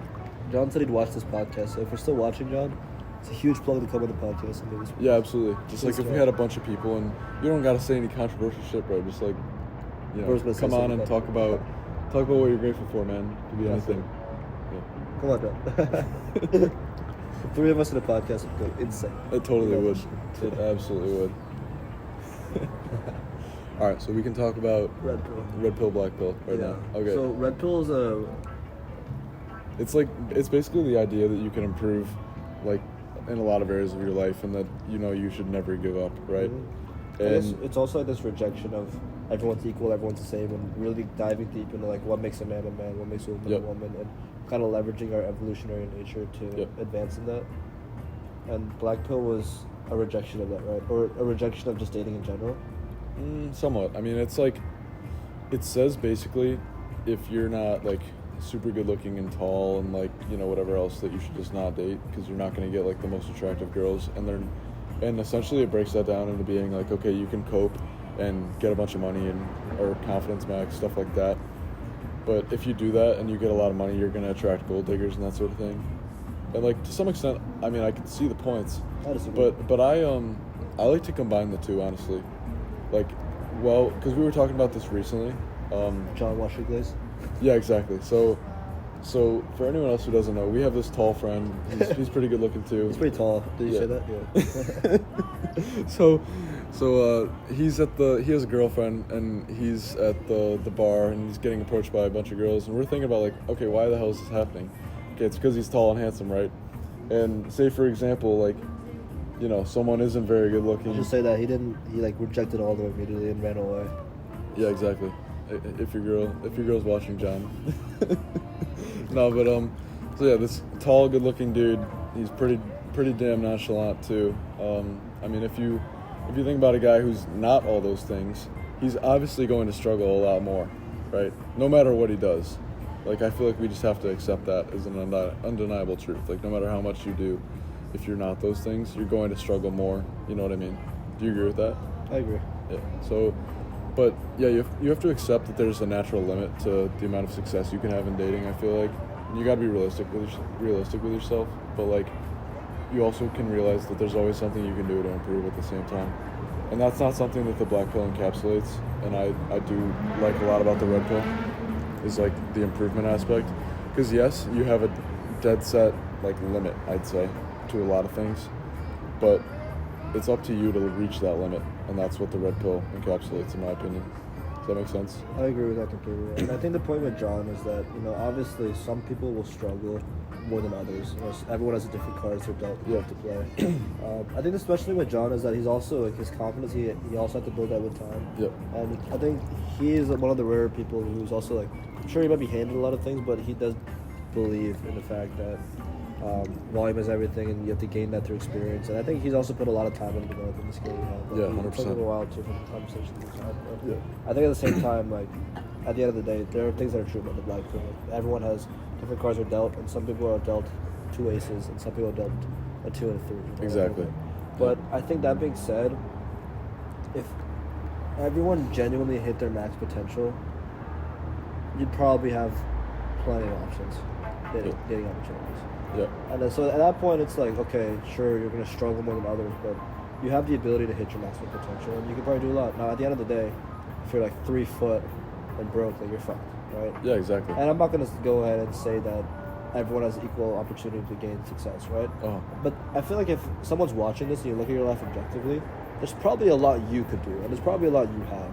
Even if you're 5'6", I'm 5'6", and I've struggled, but you know, I still think there's a lot more I could do because there's 5'6" people who do well. Exactly. Right? And I don't think we should go so far as to say that everyone has equal opportunity. Like, a lot of people don't, honestly don't. A lot of people honestly don't. Yeah, you can't delude yourself into thinking that that's reality, because it's not. But you know, most people who claim to be that way are coping. Yep. Most people do it because it's easy. It's because they want to give up, you know? Like, Yeah. they want an excuse to give up. They're like, oh, all that work's going to be so hard, you know? Like, Yeah, they it want an sucks. excuse to just be like, you know, they want an excuse to give up. I think that's what it is, you know? And I feel like you should absolutely never give up and just, like, improve your situation no matter where you are. Like, even if you're, I don't know, disabled, whatever, like, you can always do more, you know? Like, it reminds me of, I saw this guy who had, like, paralysis in his arm or something like that, and, like, he would only train his other arm because that's all he could do. You know what I mean? But I respect that so much because, you know, it would be easy for him to develop that imbalance or, like, to just wither away and be super skinny. But no, he's going to the gym, he's hitting legs, he's hitting his one arm. Like, I respect that so much. Yeah, I do. Because he could never hop on a bodybuilding stage and win, you know what I mean? But the fact that he's still, like, doing it is so respectable. And yeah, you still can live a great life though. Yeah, You know, no one's gonna give a fuck if you don't have an arm that's pretty big. absolutely. I still respect you, honestly. Right? I want to go talk to a guy with one arm that's pretty big. Like, Right. I'll talk to him. I know. Yeah, I agree with that. There's something I wanted to mention.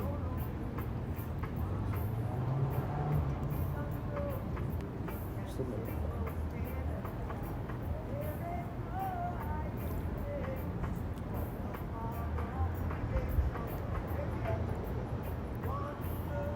I don't know, hopefully it comes back. Yeah. No, but, like, I feel like we have a pretty good mindset about it, honestly. Like, all things considered, because all you can do is just accept your situation for how it is and just try and improve it based on that, you know? And, like, sure, you may have less of a max potential than someone else, right? But, like, it's up to you to hit that potential. Say for example, your max is, like, I don't know, a 7 out of 10 in every aspect, and someone else's max is a 10, right? It's not, you know, there's nothing you can do about that. But, you know, getting to that 7 is better than sticking at a 4 and just saying like, oh, I'm never gonna get to a 10, so why would I even try, right? I agree. It came back to me on the way there. I remember like you sent me the video, the Cope's tier list. Yep. And there's a really good point he made that stuck with me because I saw it happen like in front of me, where there was the Cope of I'm waiting till marriage. Uh-huh. And I feel like it's very applicable to this black pill versus red pill discussion Oh, yeah. because, Yeah. you know, there are genuine people who are waiting till marriage. Yeah. I know one of them. And he has girls that approach him Yeah. and girls that are interested in him that he rejects because he's waiting till marriage. Yep. And that's a man I can respect. I see it with my own eyes. He's sitting with a girl in Donegal. And he comes to me, tells me after, he's like, yeah, she's not my religion, like I can't do anything with her. I'll be friends with her. Yep. Religion. Like, I respect that because if you literally are not afraid to talk to a girl, if you're comfortable talking to a girl, Yep. you're comfortable becoming friends with a girl, but it's like, I'm waiting until marriage, you're genuine about it, I respect that a lot. But I was sitting with him and another friend at dinner once, Yep. and he was starting to talk about it, and I saw my friend switch up so fast, and he completely agreed with him. He's like, I'm doing the exact same thing, bro.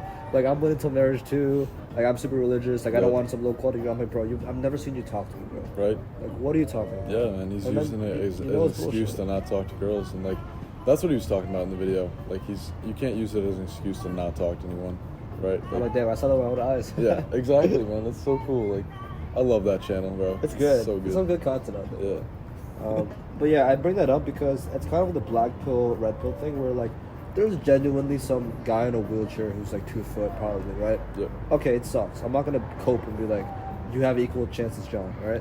Yeah, like you can't tell that guy that, oh yeah, you can just you know, get a better haircut, bro. Like you're you know. But there are people who have a lot of good stuff going for them and a lot of skills they can develop. But because it's comfortable to say black pill, it's comfortable to say I'm winning on marriage. It's comfortable to be like, oh, black pill says this, so yada yada. Yep. Most people will claim that they're in the bottom percent because of like the black pill marketplace or whatever. Like Yep. they're probably not actually there in the code. Yeah. It's whatever's comfortable. Or like they'll blame women for it. You know what I mean? They're like, oh, women's standards are so high, bro. Bro, shut You know up. what I mean? But like, if you think about that logically, that's a good thing that women's standards are so high, because that means excellent individuals are the only ones who can really get girls. And so what does that do? That forces you to become an excellent individual, right?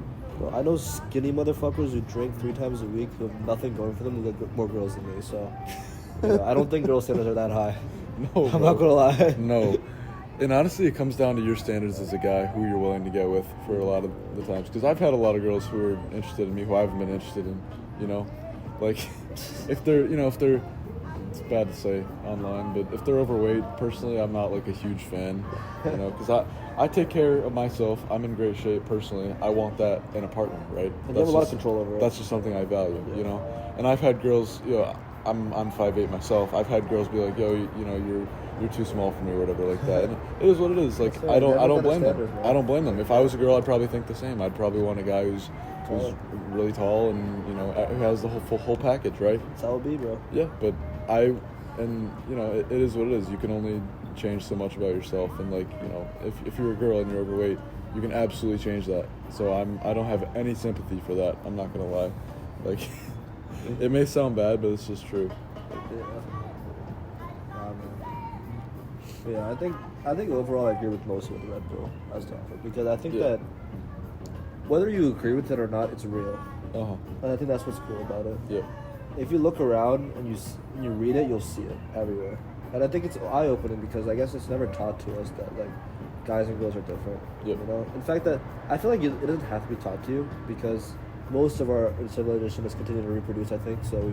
Yeah. We figured it out in the past, but I think these days it has to be taught to you because the opposite is the mainstream that was taught to you now. Yeah. The way you're supposed to act has been, you've kind of been brainwashed in like what that really was. Yeah, they So say everyone's supposed to. men and women are equal. Like from a human standpoint, yes, that's absolutely true. But from a biological and social standpoint, that's not true.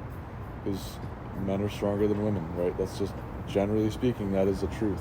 Women are more social than men because they have had to be, right? Because they, that goes into mate selection and all that stuff. If we would go into evolution, but there are certain things that men are better at than women, and vice versa, right? So you can't complain about that. You can't say, oh, we're equal in every way, because it's just not true. Like I've talked to girls about this, and it's just a useless conversation. I'm not gonna lie sometimes, because they just don't understand it from a masculine perspective as much. I'm glad to see coming here though that a lot of girls agree with it too. Yeah.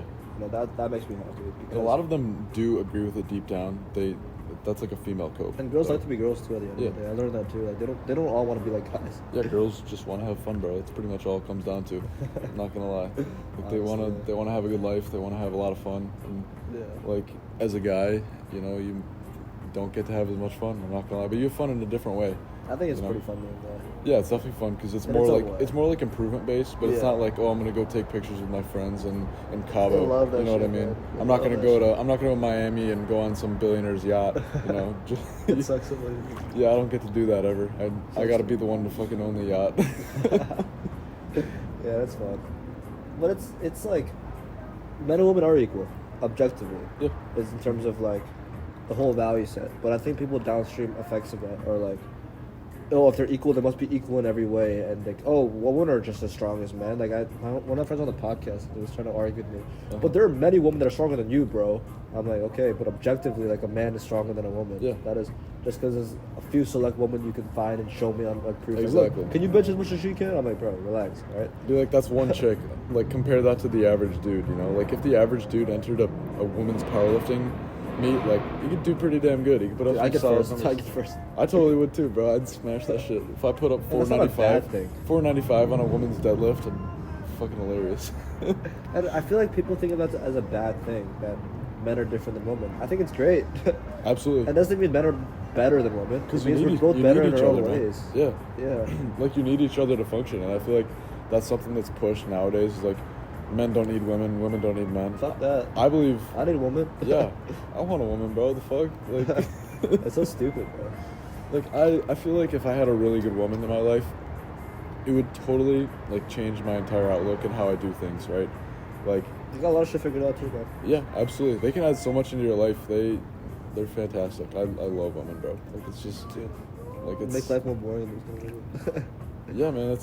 It's excitement. That's what it is. Like, it Yeah. adds something fun in your life, you know. Yeah. And like that's why we're so locked in right now, is so we can kind of sacrifice this moment for the future moment, right? And we can enjoy it more with a woman in the future. Once we've built the castle, we can invite her in. Dude, next right? year, my girl, your girl, here. Yep. Person podcast. Yes, sir. Do this shit. No, Hold me it sounds so accountable. good. No, your girl's gotta like run it, and then you know what I mean. What? Your girl's gotta take your role, and my girl's Oh gotta take yeah. my They role. can be the host. We just Uh-huh. gotta sit back. Let them take over. Yeah, exactly. Oh yeah. No, they'll interview us. That'd be hilarious. Bro. We gotta make that happen now, bro. We'll do it. And I know we will do it because when we set Yeah. something to do, we always do it. Yeah, exactly. We always say we're gonna do something. Like, and look we how end far up we've doing come in a year. Exactly. What the fuck? We Yeah. have so much life that we never would. it. Yep. No, exactly. Like, and that's something I really respect about you, is like, if you say something, you're gonna do it. Like, you know what I mean? A lot of guys aren't like that. We all try. I mean, you're the same right now. Yeah. I think a lot of people just cope too much. The big copes are what's fucking over. I mean, what fuck most people over. But Yep. No, that was a Yeah. good point. But we've made a lot of like really intuitive, like smart points in this It's whole 3 thing. hours of like, yapping. this is amazing. It's Like- easy in the hot tub. All the insights come from the heat, bro. Yeah, I'm telling exactly. you. Like all the good points we've made. Like, you know, we may make some shitty ones here and there, but you know, like 3 hours of content, you're gonna get a few gems in there. Dude, we you got a know? lot of gems in this one, bro. Yeah. The whole world's gonna watch this shit. No, seriously. Bro, I swear to God, John better watch this whole thing. He better watch. I'm holding him accountable. Yeah, seriously. I think he's gonna enjoy watching it. I feel like you will too. Yeah. 'Cause we talk about a lot of the stuff that he's into, so Yeah. Better plug for John to come in the pocket. no, seriously, bro. Yeah. Did you hear Michigan closed down all of its DEI stuff? Yep. That's big. Dude, I didn't tell you this. One of my professors said in one of my classes, we were in like a circle for an activity. It's kind of stupid, but like everyone joined in a circle, like to huddle around and talk. And she's like, make an inclusive circle, like whatever, you know, so everyone can get in the circle. What does that mean? Like, So say like you have 2 people or 3 people who are getting in a circle, but you have 10 people who need to get in it. You need to make a bigger circle, right? So that would be an inclusive circle. Yeah. And so what she was saying is like, she made this snarky comment. She's like, even though the University of Michigan isn't inclusive, we have to be. I'm like, bro, shut the fuck up. That's so funny, Just shut dude. the fuck up. Like, nobody needs to hear your political opinion, man. Like, Yeah. I don't share mine in class. You don't need to share yours as the teacher, you know? 'cause Yeah. it's, As a it's teacher like, especially. It's like, stop trying to share your agenda with kids, man. And that goes for both ways. I'd be equally as upset if a Republican was saying like, oh yeah, I fucking love Trump in class. You know what I mean? Yeah, 'Cause everyone that would freak out if that happened, bro. Exactly. But there's so much more outrage around if someone said that than if, you know, they say, you know, the University of Michigan isn't inclusive. You know what I mean? And I feel like that's just an issue in general because politics and education should not mix, in my opinion. Like if you're trying to get an education in politics, then yes, of course they mix. We're But both-sided, not like but a usually they shouldn't mix. You know? Well, I mean, the school is government. Yeah. It's pretty fucking illegal. Right? I know, it's crazy. Yeah. And this is like allowed. You know? Like Yeah, no one does nothing about it. yeah, exactly. It's just Yeah. kind of like tolerated. This is hard, man. It's Everyone's so deeply. I think when people don't have an adventure in their own life, they gotta come with something, Yeah. right?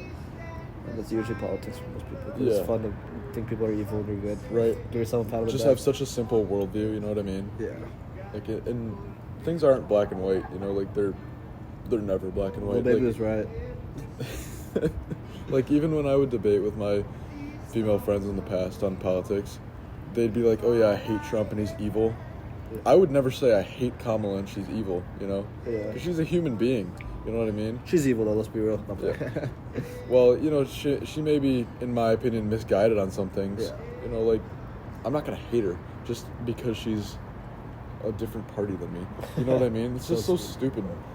And that's why I feel like a lot of people hate Trump in general. It's just because it's the public, like, idea is that it's popular to hate Trump. Yeah, You know you what I gotta mean? like adapt to this. Sort of Yeah. stuff, And I see this especially with girls. Is like, it's common to hate Trump among girls. Like, if you talk to most guys, like most guys I've talked to at the gym, they fucking love him, man. Most people do. Yeah, honestly, like, and most guys, and I think this past election was, got like men versus women in a lot of ways. You know, like Kinda, yeah. like older women and most men versus like younger women primarily. Some naive men.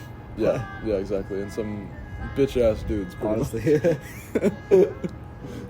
Yeah, I think it's important. I think this stuff is not too far with like the integration of DEI into every part of our life. Yeah, and the thing is with DEI, like taking it away does not mean that things aren't inclusive. It's just there isn't a program set to give people advantages over other groups. And I think the biggest thing people were about was like, it's gonna be so bad for like admissions for people with low income and stuff. I'm like, that's not true. Yeah, it's just not true at all. They still have like the Give Blue program, the Give Blue guarantee. Uh-huh. They still have that shit. You read the email, bro. Or you just want to like start arguing. Yeah, Why there's don't still people bring things. that up There's all still the time? things in place. Like they just don't think that they just don't use their fucking brain for a second. You know what I mean? Like it's crazy. You have to think critically about this stuff. Like you 'cause- shouldn't have a higher chance of getting into school if you're like lesbian, bro. No, What the fuck? or like Mexican or something. Like Yeah. bro, it's insane. Like we just have to acknowledge that typically, like, you know, Asian and Indian people are typically fucking smart, bro. It's just a stereotype, man. And that, like, stereotypes. Well, exist for stereotypes a are real. reason. Stereotypes are real. It's pattern recognition, bro. That's what it is. If you see, you know, I'm not say a purple person go in and rob a store, you know, and then you see that happen frequently, you're gonna be like, oh, purple people rob stores or whatever. You know what I mean? And, and this isn't related to any particular color, obviously, but you know what I mean, like. It's just pattern recognition at the end of the day, and Yeah. it's fucking funny, bro. Like stereotypes, like that's humor. When you have friends, like you just fucking make up stereotypes about, and like that's what makes True. it funny, bro. Yeah. You know what I Like mean? Indian smell, bro. I'll tell you firsthand. I Yeah, know. and white I guys know. are fucking nerdy and they talk kind of weird. Like they talk like they're trying to be salesmen all the time. Except you for the know what Chads. I mean? Yeah, exactly. No, but like it's totally true. It's just funny, man. Like, and that's the beauty of friendship is you can like talk about that stuff, you know, and just that's what Without filter. That's what humor is, you know. It's just like truths, and you point out the truths about things. Like that's why humor is funny, is because it's true, and people like point out like the reality of things, right? So yeah, I mean, I watched a good amount of stand up, and like a lot of what it is like it's truths, like the Dave Chappelle thing. You know what I mean? I love that shit, bro. Oh my god, dude! If we weren't in a hot tub, we could totally play that shit. Dude, I have Teo pull it So up. funny, Honestly. yeah. That's alright. This is better. I like this one. Oh my God. But yeah, you really just broke down the whole art of humor. Like I feel like humor is a great way of, you know, it pushes the boundaries a little bit on people's social norms. I think Yeah. that's what humor is. Yep. And you know, we're like tribal creatures, so we exist in these social structures and norms, and there's things you can say and there's things you can believe. Yep. Humor pushes the boundary of it, and people are sometimes okay with it because it's just humor. But it's a great way of seeing how people respond. If you make a joke and you see a negative response, you can back away and just realize that they're like so locked into some kind of mindset. Yeah. But if I make a joke and about some stupid politic thing, and like you laugh, I'm like, all right, this is the guy I know I can like trust about Yeah, some exactly. stuff. Like it tells you a lot about people. It's incredible. 100%. And like being super polarizing with your humor too is like I find quite good, because you'll find people who really like you and people who really dislike you. You know Yeah. what I mean? Yeah. And I'd rather have that than a bunch of people who are like indifferent about me. You know. And since I've been really like making like maybe riskier jokes, I've attracted more people to me. You know what I mean? And People like the polarizing You thing. think it would be the opposite, but like if you're super polarizing and charismatic about it, and you don't seem like a total asshole, people are gonna think you're funny. And Well, you know. I agree because most people are too basic and boring. Most people are just repetitive and like Yeah. NPCs, bro. If you're 100%. polarizing, like, oh wait, like that's someone who believes something and like he stands by it. The Yeah. fuck? That's weird. And then if you add on top of that you're not afraid to be wrong and you could admit that you're wrong, and like you can laugh about it, like that is She perfect. found a life partner. That is perfect right there. You know. Oh my god. Oh, dude, I'm gonna watch this back like 10 times. I'm gonna watch this. I a swear lot. to God. This has been a great podcast, man. It was a little slow starting for me because I was like, yo, I mean, I felt good, but I I didn't was notice it. tired all day. Yeah, I didn't you know, notice it. but like, It sounded fine. yeah, but I feel like I'm in such a flow right now. Like the love gems, the flow. the gems are just coming out, man. It's so good. That's why I want to do this more. You know. We'll like, do it. Like long form content. You know what I Yeah, mean? start your Like, own shit. Get people on your YouTube channel or whatever. Yeah, like when I do that and I can really get into a flow. You know what I mean? flow is the best feeling. Yeah. You know, man.